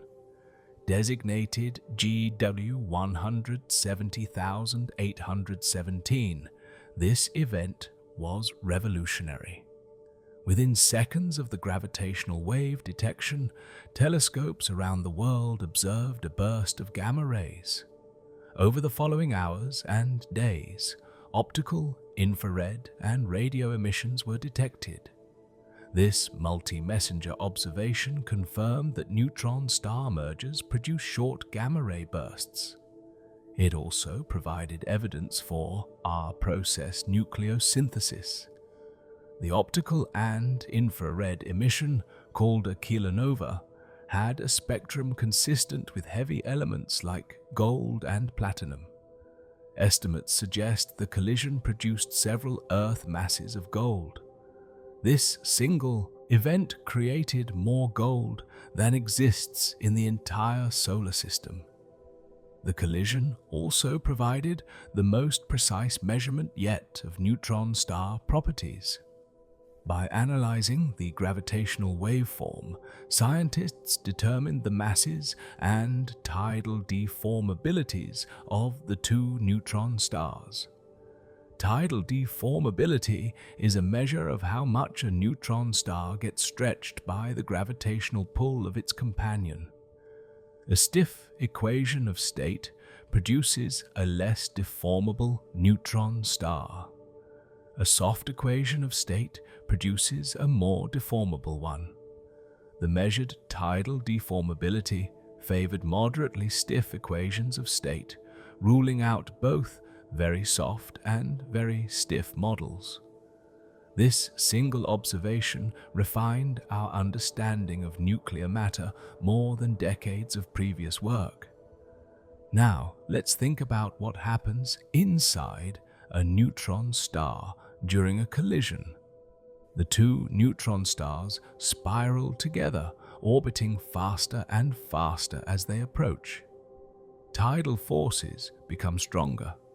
Each neutron star gets stretched by the gravity of the other. The surfaces bulge outward, forming tidal bulges similar to ocean tides on Earth but vastly more extreme. As the neutron stars get closer, the bulges grow larger.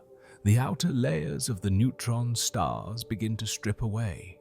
Matter is pulled off and forms a disk around the merging system.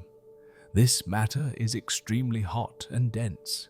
It's also incredibly neutron-rich. When the neutron stars finally touch, the collision is catastrophic. The cores merge in a fraction of a second. Enormous amounts of gravitational potential energy are released. Some of this energy goes into heating the matter. Some goes into neutrino emission. Some goes into gravitational waves. The merged object is a hypermassive neutron star, more massive than any stable neutron star can be. It's held up temporarily by rapid rotation and thermal pressure, but it's unstable. Over seconds to minutes, it loses energy and angular momentum. The rotation slows, the thermal pressure decreases, gravity takes over. The hypermassive neutron star collapses into a black hole.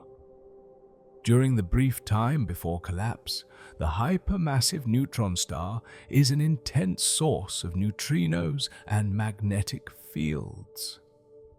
The merger region is the hottest, densest environment in the modern universe, rivaled only by the Big Bang itself. Temperatures reach trillions of degrees. Densities exceed nuclear density.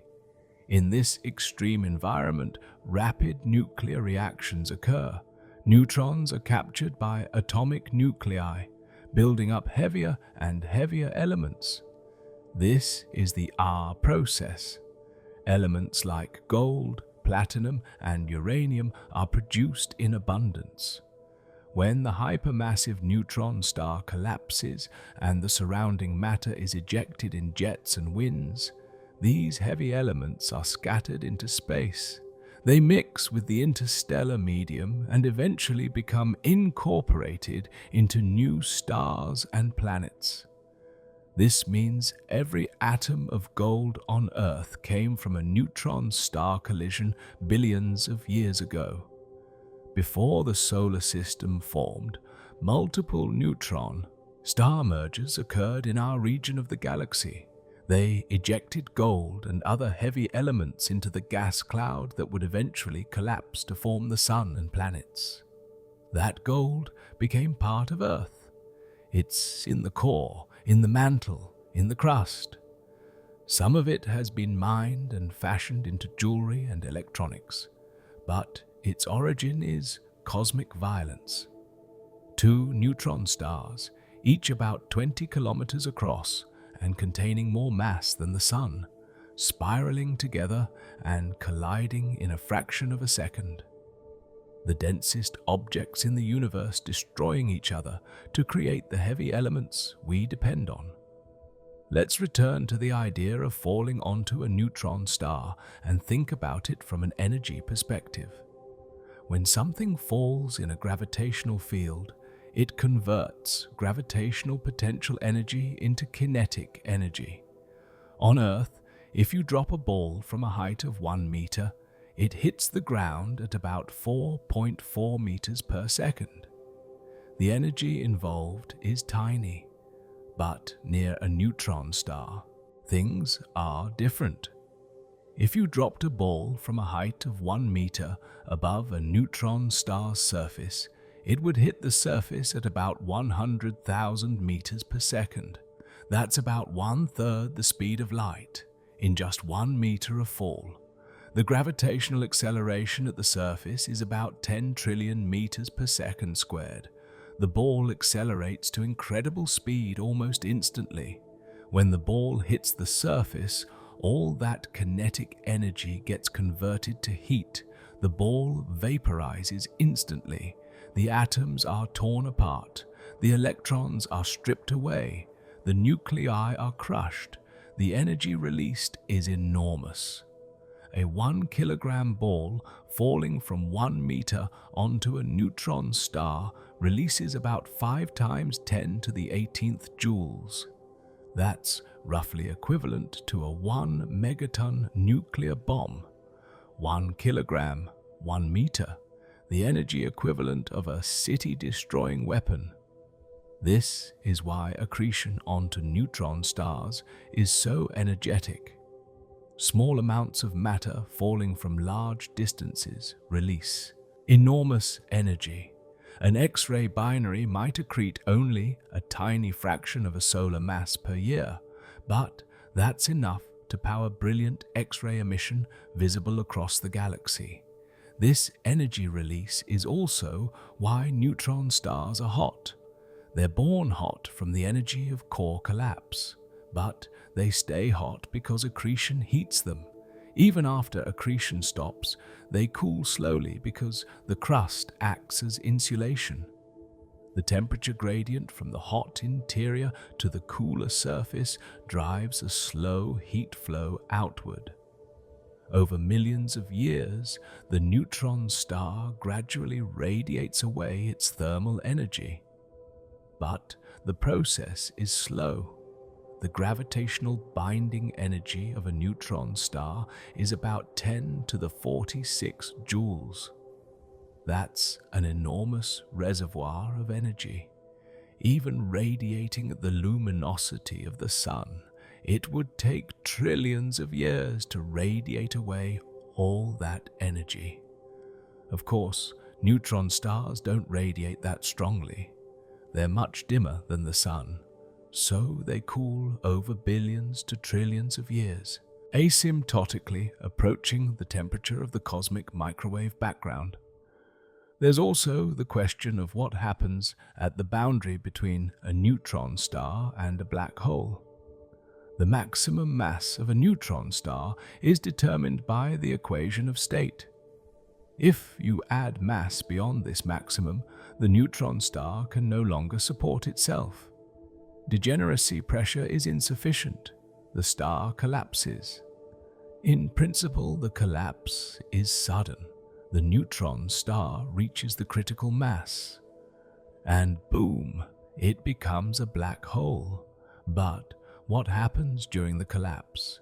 The neutron star shrinks rapidly. As it shrinks, its surface gravity increases. Light has a harder time escaping. The surface becomes dimmer and redder as photons lose energy climbing out of the deepening gravitational well. Eventually, the surface shrinks to within its Schwarzschild radius, the size of the event horizon for its mass. At this point, light can no longer escape. The object is a black hole. From an outside observer's perspective, this transition takes infinite time.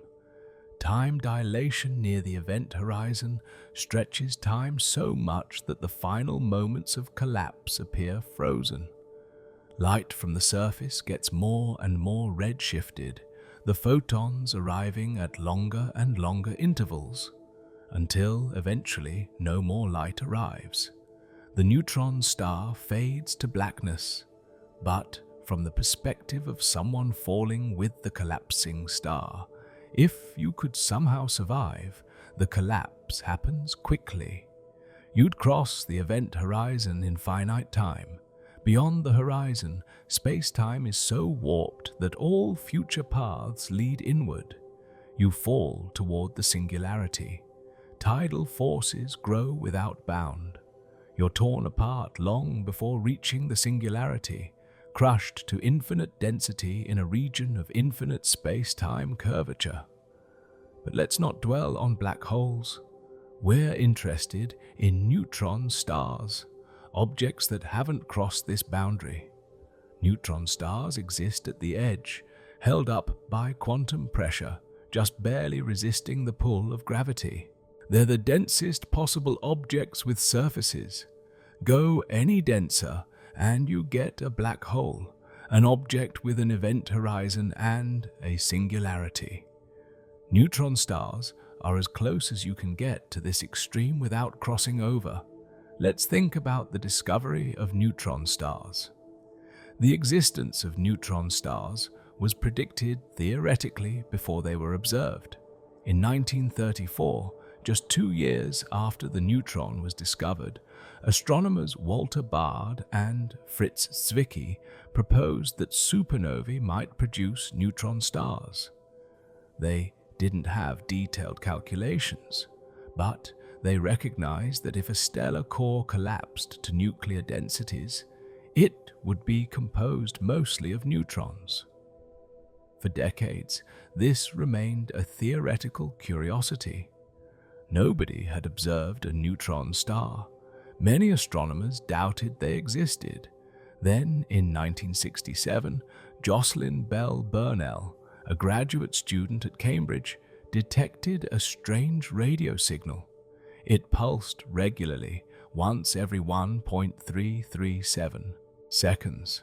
The signal was so regular it seemed artificial. Bell and her advisor, Anthony Hewish, considered the possibility of extraterrestrial intelligence. They half-jokingly called it LGM-1 for Little Green Men. But soon they found more pulsing sources. It became clear these were natural astronomical objects. Thomas Gold proposed that they were rotating neutron stars with beamed emission. The idea was initially controversial, but it quickly gained acceptance as more pulsars were discovered and their properties studied. Bell's discovery revolutionized astrophysics. It confirmed that neutron stars exist and provided a new tool for studying extreme physics. Jocelyn Bell did not receive the Nobel Prize for this discovery. The prize went to Hewish and Martin Ryle in 1974 for developments in radio astronomy, including the discovery of pulsars. Bell's exclusion was controversial, and many considered it a grave injustice. She was the one who noticed the signal, who recognized its significance, who did the painstaking work of analyzing the data. The oversight has been recognized in hindsight as one of the most egregious examples of credit being denied to a deserving scientist. Bell herself has been gracious about it, but the scientific community acknowledges that her contribution was foundational. Since 1967, thousands of pulsars have been discovered.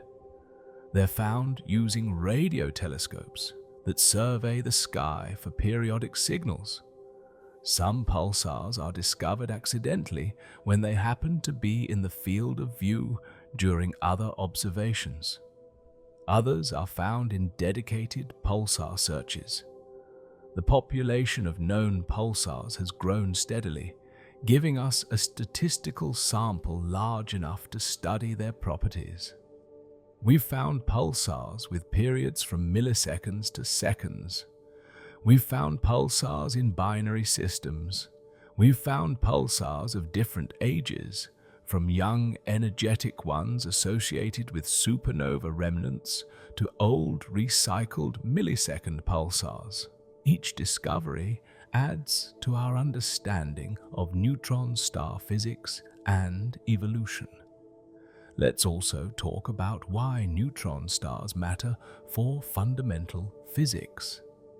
They're natural laboratories for studying matter under conditions we can't recreate on Earth. The densities and pressures inside neutron stars exceed anything achievable in particle accelerators or shock compression experiments. We can collide particles at high energies and measure what happens. We can compress materials using lasers or explosives and study their behavior. But we can't compress matter to nuclear densities in bulk. We can't create a macroscopic sample of neutron matter and study its properties. Neutron stars do this naturally, By observing neutron stars, we learn about nuclear physics in regimes we can't access experimentally. The equation of state of neutron star matter depends on the strong nuclear force, one of the four fundamental forces. At low densities, we understand the strong force well. We can calculate how nucleons interact, how nuclei bind together, how nuclear matter behaves. But at high densities, the calculations become uncertain. Multiple nucleons are interacting simultaneously. 3-body forces, 4-body forces, and higher-order interactions become important. Theoretical models diverge. Different approaches give different predictions. The only way to test these models is to observe neutron stars and see which models match the observations. Recent observations, especially from gravitational wave detections and X-ray measurements, have narrowed the possibilities. We now know that the equation of state is moderately stiff. It's not so soft that neutron stars collapse easily. It's not so stiff that they resist compression too strongly. This intermediate stiffness tells us about the strength of repulsive forces between neutrons at high densities. It constrains the parameters in theoretical models of nuclear forces. It helps us understand quantum chromodynamics, the theory of quarks and gluons, in the non-perturbative regime where calculations are difficult. Neutron stars also teach us about superfluidity and superconductivity in extreme conditions. On Earth, superfluidity occurs in liquid helium below a few Kelvin. Superconductivity occurs in certain materials below critical temperatures, ranging from a few Kelvin to about 130 Kelvin for high-temperature superconductors. But in neutron stars, superfluidity and superconductivity occur at temperatures of millions to billions of degrees. The density is so high that quantum effects dominate despite the high temperature. This is a regime we can't access in laboratories. By studying neutron star cooling, glitches, and magnetic field evolution, we learn about how superfluidity and superconductivity behave under extreme conditions. Neutron stars are also probes of general relativity. Strong gravitational fields test Einstein's theory in ways that weak fields don't. The orbit of Mercury precesses due to general relativistic effects, but the effect is tiny. Binary neutron star systems show much larger effects. Orbital decay due to gravitational wave emission, time dilation affecting pulse arrival times, Shapiro delay, when pulses pass close to the companion, all of these are observable and match general relativity's predictions. Some neutron star systems provide tests of general relativity accurate to parts per million or better. So far, the theory passes every test. Looking forward, future observations will refine our understanding even more. New gravitational wave detectors like LIGO India, CAGRA in Japan, and eventually the Einstein Telescope and Cosmic Explorer will detect more neutron star mergers and measure their properties with higher precision. New X-ray telescopes like EXTP and Athena will measure neutron star radii more accurately. Improved pulsar timing, with radio telescopes like the 500-meter aperture spherical telescope in China and the square kilometer array, we'll find more pulsars and measure their properties with greater accuracy. Each new observation constrains theoretical models and pushes our understanding forward. There's also the possibility of detecting gravitational waves from single neutron stars. If a neutron star's crust is not perfectly symmetric, if it has mountains or wrinkles on its surface, it will emit gravitational waves as it rotates. These waves are continuous, unlike the brief bursts from mergers. Detecting them requires long observation times and careful data analysis. But if detected, they'll tell us about the crust strength and the star's internal structure. Mountains on a neutron star can only be a few millimeters high due to the immense gravity. But even a millimeter-high mountain on a rotating neutron star emits detectable gravitational waves if the star is close enough and spinning fast enough. Let's step back and appreciate what we've learned. Neutron stars are the densest objects in the universe that aren't black holes. They're formed from the cores of massive stars that have exploded as supernovae. They're composed almost entirely of neutrons packed together at nuclear densities. A teaspoon of neutron star material weighs about 1 billion tons. A sugar cube weighs more than Mount Everest. They're typically about 20 kilometers across, but contain more mass than the Sun. Their surface gravity is 200 billion times Earth's. Their magnetic fields are billions of times stronger than anything we can create. They spin hundreds of times per second. They emit beams of radiation that sweep across space like cosmic lighthouses. Neutron stars exist at the boundary between normal matter and black holes. They're held up by quantum degeneracy pressure, the same force that supports white dwarfs but taken to an extreme. If you add too much mass, they collapse into black holes. They're laboratories for extreme physics, teaching us about nuclear matter, superfluidity, superconductivity, general relativity, and the behavior of matter under conditions we can't recreate on Earth. They produce heavy elements when they collide. They emit gravitational waves. They're stable clocks for testing fundamental physics. They're bizarre, extreme, and absolutely real. Every neutron star we observe is the corpse of a massive star that died violently. It's a monument to stellar death and the processes that shape the universe.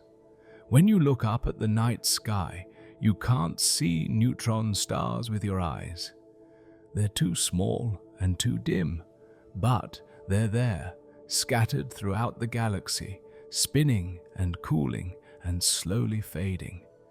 And understanding them, understanding their true scale and the physics that governs them, gives us a window into some of the most extreme phenomena nature has to offer. Let's explore some specific neutron stars that have taught us extraordinary things about these objects. The Crab pulsar is one of the most famous. It's located in the Crab Nebula, the remnant of a supernova that was observed in the year 1054. Chinese and Arab astronomers recorded a bright new star that appeared in the sky and was visible during the day for 23 days. It was bright enough to be seen in daylight. This was the supernova that created the Crab Nebula. At the center of the nebula is the Crab pulsar, spinning about 30 times per second. It's young, less than 1,000 years old, and still energetic. It powers the nebula's glow by injecting relativistic electrons and positrons that spiral in magnetic fields and emit synchrotron radiation. The Crab pulsar is also one of the few pulsars visible in optical light, not just radio. You can actually see it blinking with a telescope if you have a fast enough detector. The Crab pulsar is slowing down. Its rotation period increases by about 38 nanoseconds per day. That's an incredibly small change, but measured over years, it becomes significant. By tracking this slowdown, we can calculate the pulsar's age and its magnetic field strength. The slowdown rate tells us how much rotational energy the pulsar is losing. This energy goes into powering the Crab Nebula. The total energy output is about 100,000 times the Sun's luminosity. All of it comes from the pulsar's rotational energy. The pulsar is like a giant flywheel slowly spinning down and converting its rotational energy into radiation and particle acceleration. Eventually, in hundreds of thousands of years, it will slow to the point where it no longer powers the nebula. The nebula will fade. The pulsar will become just another dim, slowly rotating neutron star. Another remarkable neutron star is PSR J0307+4345, a millisecond pulsar discovered in 2012. It spins 366 times per second. Its rotation period is 2.73 milliseconds. At this rate, a point on the equator is moving at about 24% the speed of light. This is close to the theoretical maximum spin rate for a neutron star. Any faster and centrifugal force would start there to overcome gravity, and the star would fly apart. The pulsar is in a binary system with a white dwarf companion. By measuring the orbital parameters very precisely, astronomers determined the pulsar's mass. It's about 2.01 solar masses, one of the most massive neutron stars known. This measurement was crucial because it ruled out soft equations of state that predicted maximum masses below 2 solar masses. PSR B 1913 plus 16, the binary pulsar discovered by Hulse and Taylor, deserves special mention. This system contains 2 neutron stars orbiting each other every 7.75 hours. The orbit is elliptical, and the orientation of the orbit precesses, rotating about 11 degrees per year. This precession is a relativistic effect, much larger than Mercury's precession around the Sun. The system is also losing energy due to gravitational wave emission. The orbital period decreases by about 76 microseconds per year. The orbit decays. This matches the prediction of general relativity to within 0.2%. Over the 40-plus years since discovery, the accumulated orbital decay is about 40 seconds, exactly as predicted. This agreement is one of the strongest confirmations of general relativity and the existence of gravitational waves. Magnetars are a class unto themselves.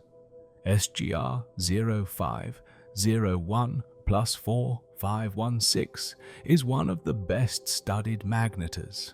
It's located in the Large Magellanic Cloud, a satellite galaxy of the Milky Way. In August 1998, it produced a giant flare that released about 10 to the 44 joules in less than a second. That's roughly equivalent to what the Sun emits in 100,000 years, compressed into a fraction of a second. The flare was so bright that it saturated detectors on satellites around Earth. It temporarily ionized Earth's upper atmosphere, causing a measurable disturbance. And this happened from a source 160,000 light-years away. Imagine how bright it would be if it were in our own galaxy, just a few thousand light-years away. It would be devastating to any nearby star systems. The flare was caused by a starquake in the magnetar's crust. The intense magnetic field stressed the crust until it fractured. The sudden rearrangement of the crust released energy stored in the magnetic field. Magnetic field lines snapped and reconnected. Particles were accelerated to extreme energies. The magnetar's surface glowed white-hot for several minutes. Over the following months, the magnetar continued to emit X-rays at an elevated level as it slowly cooled. Events like this show just how dynamic neutron stars can be. They're not static objects. They evolve, they crack, they flare. They're alive in a sense, changing and responding to internal stresses. RxJ 1856.5 minus 3754 is the neutron star from the GW 100. 70,817 merger. Actually, there were two neutron stars that merged, but the remnant is what we're interested in. The gravitational wave signal lasted about 100 seconds and swept from 30 Hz up to several thousand Hz before the merger. By analyzing the waveform, scientists extracted the masses of the two neutron stars. One was about 1.46 solar masses. The other was about 1.27 solar masses. The total mass was about 2.74 solar masses, well above the maximum mass for a stable neutron star. The merger initially formed a hypermassive neutron star that likely survived for a second or less before collapsing into a black hole. The optical and infrared observations following the merger revealed a kilonova, an explosion powered by radioactive decay of freshly synthesized heavy elements. The light curve, the brightness over time, and the spectrum matched models of our process nucleosynthesis. The ejected material glowed red and infrared as newly formed heavy elements decayed. By fitting models to the observed light curve, scientists estimated that several Earth masses of gold were produced, along with comparable amounts of platinum and other heavy elements. This was the smoking gun for heavy element production in neutron star mergers. We'd long suspected that mergers produced our process elements, but GW 170,817 provided direct observational confirmation. Neutron stars in globular clusters are also fascinating. Globular clusters are dense collections of old stars, hundreds of thousands to millions of stars packed into a sphere just tens of light years across. The stellar density is so high that stars occasionally collide or have close encounters.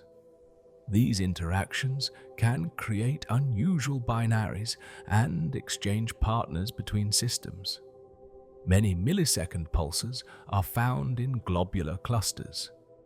The dense environment facilitates the formation of binary systems where mass transfer can spin up old neutron stars. The globular cluster Terzan 5 contains dozens of millisecond pulsars discovered through radio observations. These pulsars have a range of spin periods and orbital configurations, providing a sample for statistical studies. The density of globular clusters also means neutron stars can capture companions through dynamical interactions. A neutron star passing close to a binary system might eject one star and capture the other, or two single stars might undergo a three-body interaction where one is ejected and the other two form a binary. These processes are rare in the galactic disk, but common in globular clusters due to the high stellar density. The resulting systems can be exotic. Neutron stars with white dwarf companions. Neutron stars with main sequence star companions. Even neutron stars with other neutron star companions. Each type of system evolves differently and teaches us something about stellar dynamics and evolution. There's also the class of isolated neutron stars, sometimes called the Magnificent Seven. These are neutron stars that aren't pulsars. They don't have beamed emission. Instead, they're detected as dim X-ray sources due to their thermal emission. They're nearby, within a few hundred to 1,000 light-years, which makes them bright enough to detect despite not being active pulsars. By observing their X-ray spectra, we can measure their surface temperatures and magnetic fields. The Magnificent Seven have typical ages of a few 100,000 to a few million years. They're cooling neutron stars that have slowed down to the point where they no longer produce pulsar emission. They represent a phase in neutron star evolution that we couldn't study without X-ray telescopes. One of the Magnificent Seven, RxJ 1856.5 minus 3754, has a measured radius of about 12 to 13 kilometers for an assumed mass of 1.4 solar masses. This measurement came from modeling the X-ray spectrum and comparing it to theoretical atmosphere models. The radius measurement is crucial for constraining the equation of state. Different equations of state predict different radii for a given mass. By measuring mass and radius, we can determine which equations of state are consistent with observations. This particular measurement favored equations of state that are neither too soft nor too stiff, consistent with other observations. Let's also think about the role neutron stars play in cosmic ray production. Cosmic rays are high-energy particles, mostly protons, that zip through space at nearly the speed of light. Their origin has been a mystery for decades. Supernova remnants are thought to be major sources. The shockwaves from supernovae accelerate particles to high energies. But neutron stars, especially young pulsars, also contribute. The pulsar wind, the outflow of relativistic particles from the neutron star, contains electrons and positrons at very high energies. These particles escape into the interstellar medium and become part of the cosmic ray population. The Crab pulsar alone injects about 10 to the 38 watts of power into cosmic ray electrons. Multiply that by the thousands of active pulsars in the galaxy, and pulsars become a significant source of cosmic ray electrons. Neutron stars also affect their surroundings through their intense radiation and particle winds. The environment around a young pulsar is hostile. Radiation pressure and particle bombardment clear out gas and dust in the vicinity. Any planets that might have survived the supernova would be sterilized by the pulsar's radiation. Yet, interestingly, a few pulsars have been found to have planets. These are called pulsar planets. The first exoplanets ever discovered were around the pulsar PSR B 1257 plus 12, found in 1992. These planets are thought to have formed from debris left over after the supernova. They're not conducive to life as we know it. The radiation environment is too harsh, but they demonstrate that planet formation can occur even in the most unlikely places. The study of neutron stars also intersects with the search for exotic matter. Hypothetical forms of matter, like strange quark matter or color superconducting phases, might exist in neutron star cores. Strange quark matter, if it exists, would be a state where up, down, and strange quarks are all present in roughly equal numbers, rather than being confined to hadrons. This strange matter might be the true ground state of matter, more stable even than neutrons. If so, ordinary matter would be metastable, able to convert to strange matter if given the right conditions. Neutron star cores, with their extreme densities, might provide those conditions. A neutron star might convert to a strange star, entirely composed of strange quark matter. Such a star would have different properties than a normal neutron star, and observing those differences could reveal the presence of strange matter. Color superconductivity is another exotic possibility. At very high densities, quarks might form Cooper pairs, similar to how electrons pair in superconductors. This pairing could create a color superconducting phase where the strong force is partially screened. The properties of this phase are uncertain because calculations in quantum chromodynamics are difficult at these densities.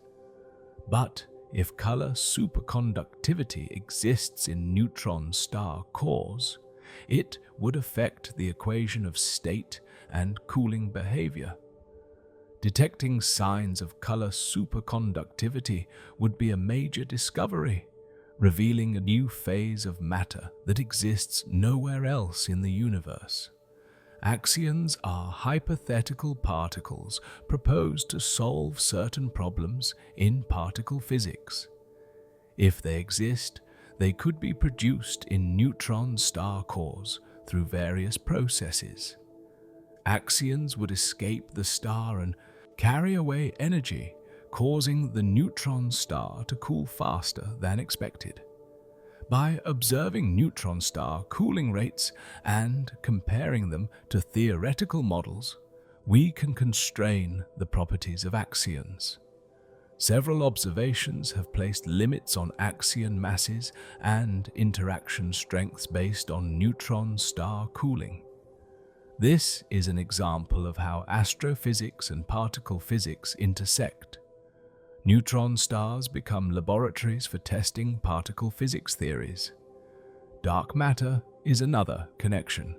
If dark matter particles can accumulate in neutron stars, they might affect the star's structure and evolution. Dark matter captured by the neutron star's gravity would sink to the center and annihilate, releasing energy. This energy could heat the neutron star from within, preventing it from cooling below a certain temperature. Old neutron stars should be very cold, with surface temperatures of just a few thousand Kelvin. If observations find old neutron stars that are warmer than expected, it could be a sign of dark matter heating. Several searches have looked for this effect, placing constraints on dark matter properties. So far, no definitive detection, but the possibility remains. Neutron stars are also connected to the study of nuclear physics through neutron skin thickness in heavy nuclei. Neutron skin is the excess neutron density at the surface of neutron-rich nuclei like lead. Measuring the thickness of the neutron skin tells us about the symmetry energy in the nuclear equation of state. This same symmetry energy determines the pressure in neutron-rich matter, which is directly relevant to neutron star structure. Recent experiments measuring LEED's neutron skin thickness, combined with neutron star observations, are converging on consistent constraints for the symmetry energy. This is a beautiful example of how laboratory nuclear physics and astrophysics inform each other. Let's think about what would happen if you could mine a neutron star. Obviously, you can't. But imagine you had the technology to extract material from a neutron star's crust and bring it to Earth. What would happen? The moment the material leaves the neutron star's intense gravitational field, it's no longer under extreme pressure. The neutrons are packed together by the neutron star's gravity. Remove that gravity, and the neutron degenerate matter becomes unstable. The neutrons would undergo beta decay, converting back into protons and electrons. Free neutrons have a half-life of about 10 minutes, so within minutes, your sample of neutron star material would decay into a gas of protons, electrons, and neutrinos. The energy released would be enormous. Each neutron decay releases about 0.8 MeV. A gram of neutron star material contains about 6 times 10 to the 23 neutrons. If they all decayed, the energy release would be about 8 times 10 to the 13 joules. That's equivalent to about 20 tons of TNT, a gram of material, exploding with the force of 20 tons of TNT as it decays. So you couldn't bring neutron star material to Earth intact. It would explosively decay the moment you removed it from the neutron star's gravity. Even if you could somehow prevent decay, the material's density is so high that it would immediately sink through anything you tried to contain it in. As I described earlier, a sugar cube of neutron star material would punch through Earth and fall toward the core. You couldn't hold it. You couldn't store it. You couldn't use it for anything. It's fundamentally incompatible with the low-gravity, low-pressure environment of everyday life. Neutron star material only exists as neutron matter because it's under intense gravitational pressure. Remove that pressure and it ceases to be what it is.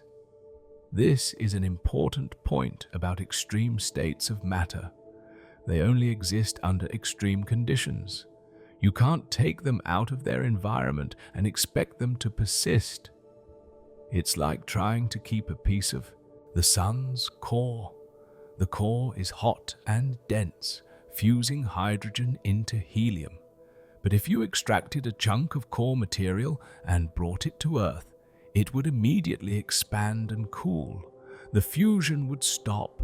The plasma would dissipate. You'd be left with ordinary hydrogen and helium gas, not the extreme plasma that exists in the core. The same applies to neutron stars. The exotic states of matter inside them, the nuclear pasta, the neutron superfluid, the hypothetical quark matter. All of these only exist because of the neutron star's gravity. They're not materials you can extract and use elsewhere. They're transient states that exist only in the neutron star environment. Let's explore the relationship between neutron stars and our understanding of the universe's expansion. Type Ia supernovae, explosions of white dwarfs, are used as standard candles to measure cosmic distances. But neutron star mergers can also serve as standard sirens for cosmology. When two neutron stars merge, they emit gravitational waves with a characteristic pattern. The amplitude of the waves depends on the distance to the source. By measuring the wave amplitude and the intrinsic properties of the merger, we can determine the distance. If we also observe electromagnetic emission and identify the host galaxy, we can measure the galaxy's redshift. Distance plus redshift gives us the Hubble constant, the rate at which the universe is expanding. The GW 170,817 event provided such a measurement. The distance determined from gravitational waves was about 40 megaparsecs. The host galaxy, NGC 4993, had a redshift corresponding to a recession velocity of about 3,000 kilometers per second. Combining these gave a Hubble constant measurement of about 70 kilometers per second per megaparsec. This is reasonably consistent with other measurements, though there's ongoing tension between different methods. Future neutron star merger detections will refine this measurement and help resolve the Hubble tension, one of the outstanding problems in cosmology today. Neutron stars also help us understand nucleosynthesis beyond the R process. The S process, slow neutron capture, occurs in asymptotic giant branch stars and produces about half of the elements heavier than iron. But the R process, rapid neutron capture, produces the other half, including the heaviest stable elements like thorium and uranium. We now know neutron star mergers are a major site for our process nucleosynthesis. But there's still debate about whether other sites contribute. Collapsing massive stars might produce some R process elements in neutrino-driven winds during core collapse. Magneto-rotational supernovae, rare events with extremely rapid rotation and strong magnetic fields, might also contribute. Disentangling the different contributions requires comparing the abundance patterns of our process elements in old stars with predictions from different models. The study of neutron stars has also revealed connections to fundamental constants. The maximum mass of a neutron star depends on the equation of state, which in turn depends on the strength of the strong nuclear force. If the strong force were slightly weaker, neutron stars couldn't exist at all. They'd collapse into black holes, regardless of mass. If it were slightly stronger, neutron stars could be more massive and might be more common. The fact that neutron stars exist with masses around 1.4 solar masses tells us something about the strength of the strong force. It's a form of anthropic reasoning. The universe has to have certain properties for neutron stars to exist, and we observe neutron stars, so the universe must have those properties. This ties into the broader question of fine-tuning in physics. Many physical constants appear finely tuned to allow for complex structures like stars, planets, and life. Change the constants slightly, and the universe looks very different. Neutron stars are part of this story. They exist at the boundary of what's possible, given the laws of physics. They're as dense as matter can be without collapsing into black holes. They're held up by quantum degeneracy pressure, a consequence of the Pauli exclusion principle.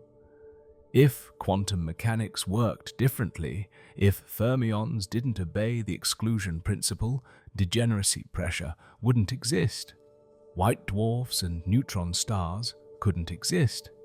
Stars would either burn forever or collapse into black holes immediately. The universe would be fundamentally different. Thinking about neutron stars also makes us confront the limits of our knowledge. We don't know exactly what's in the core. We don't know the maximum mass precisely. We don't know whether quark matter or other exotic states exist inside.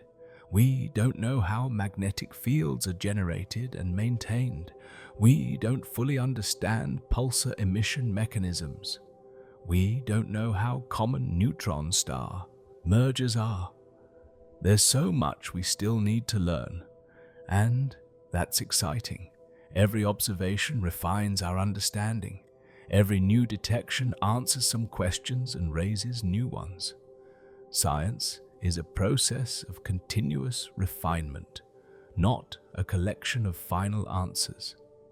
The technological challenges of studying neutron stars are also worth appreciating.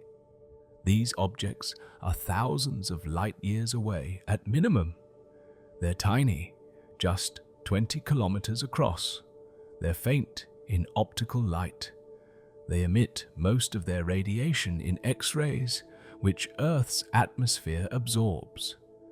To study them, we need space-based X-ray telescopes. We need radio telescopes with exquisite timing precision. We need gravitational wave detectors sensitive to tiny distortions in space-time. Building and operating these instruments requires enormous effort, money, and expertise. Teams of scientists and engineers work for decades to design, build, launch, and operate missions. The data analysis alone is a massive undertaking. Pulsar timing requires tracking pulse arrival times to nanosecond precision over years. Gravitational wave detection requires filtering tiny signals from overwhelming noise. It's remarkable that we can study these objects at all, and yet we do. We've found thousands of neutron stars. We've measured their masses, radii, spin rates, magnetic fields. We've observed them in different wavelengths, from radio to gamma rays. We've detected gravitational waves from their collisions. We've watched them slow down, glitch, flare. We've tested general relativity using them. We've learned about nuclear physics from them. We've discovered that they produce heavy elements. We've used them to measure the universe's expansion. All of this from objects 20 kilometers across, located thousands or millions of light years away. It's a testament to human ingenuity and the power of science. Looking to the future, there are many open questions about neutron stars that upcoming observations and experiments will address. What is the true equation of state of neutron star matter? What is the maximum mass of a neutron star? Do quark stars exist? What mechanisms produce pulsar emission? How do magnetars form? How common are neutron star mergers? What is the birth rate of neutron stars in the galaxy? Can we detect continuous gravitational waves from asymmetric neutron stars? Can we observe precession or other effects that reveal the star's internal structure? Each of these questions represents an active area of research. New instruments will help answer these questions.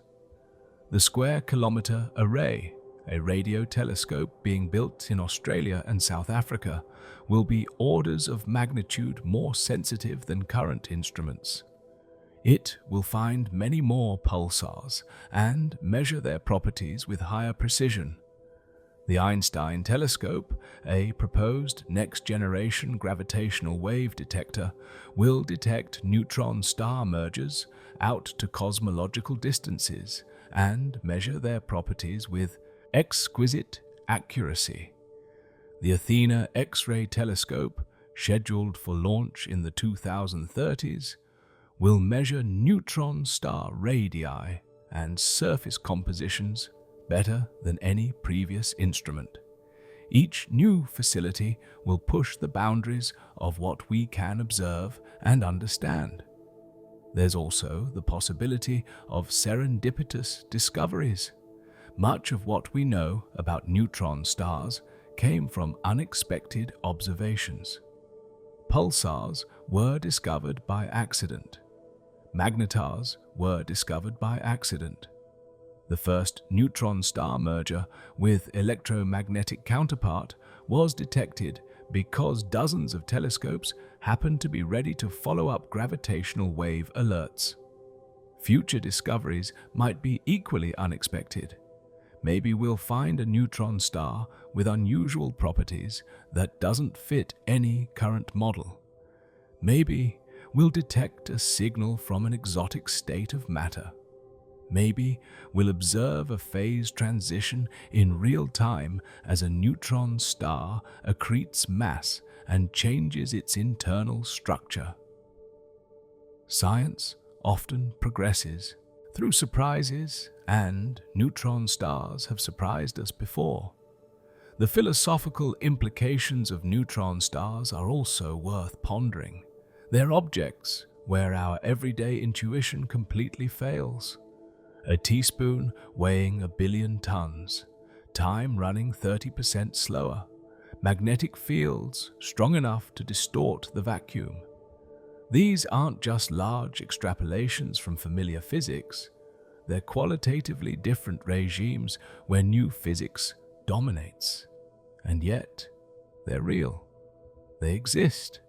Nature produces them through stellar evolution. This tells us that the universe is far stranger than our immediate experience suggests. The laws of physics allow for extremes that we can barely comprehend. Neutron stars are a reminder of this strangeness. They're also a reminder of our cosmic context. Every heavy element in your body was forged in a star. Some were made in the cores of massive stars through fusion.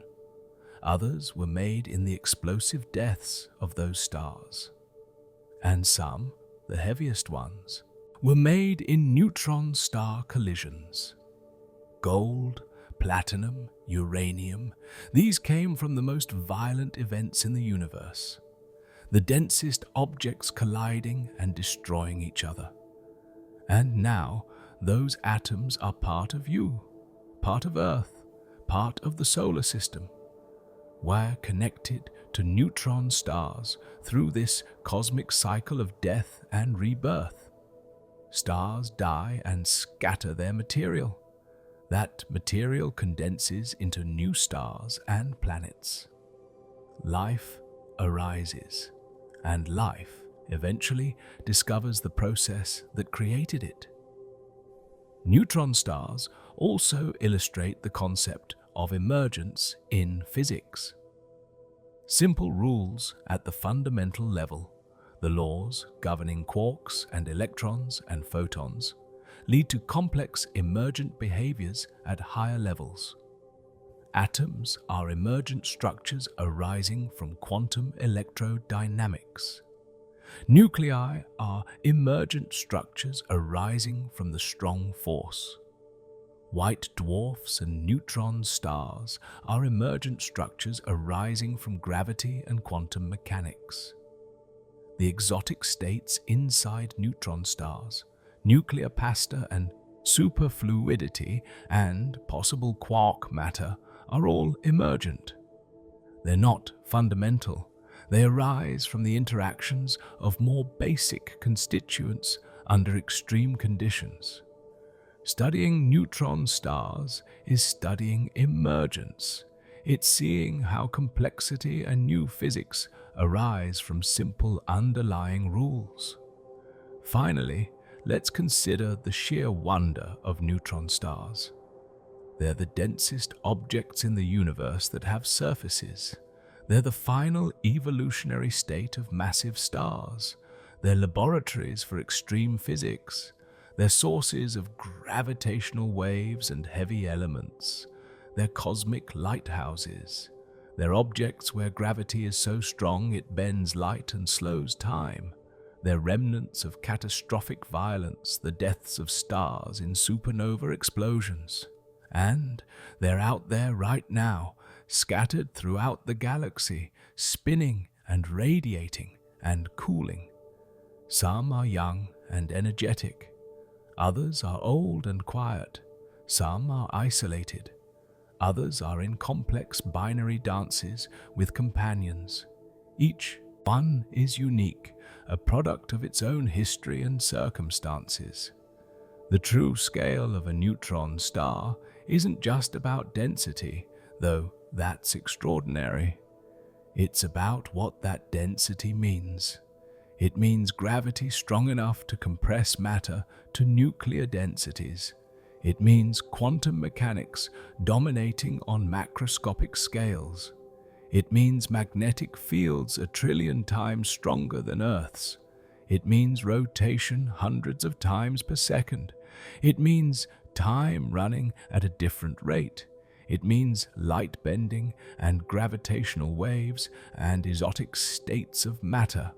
It means physics pushed to extremes we can barely calculate and certainly can't replicate. And it means understanding our universe requires grappling with these extremes, studying objects that challenge our intuition and expand our knowledge. A teaspoon of neutron star material weighing 1 billion tons is the entry point to all of this. It's the hook that gets you thinking about density, but density is just the beginning. Behind that density is a whole universe of extreme physics: stellar death, core collapse, neutronization, degeneracy pressure, superfluidity, nuclear pasta, magnetars, pulsars, gravitational waves, heavy element production, general relativity, quantum mechanics, nuclear physics, cosmology, all of it connected through these remarkable objects. Neutron stars are where physics meets its limits and discovers new frontiers. They're where the universe shows us what's possible when matter is compressed as far as it can go without vanishing into a black hole. They're monuments to extreme physics, and understanding them is understanding some of the most profound truths about the universe we inhabit. That's the true profound scale of neutron stars, and it reveals the universe at its most extreme and most extraordinary.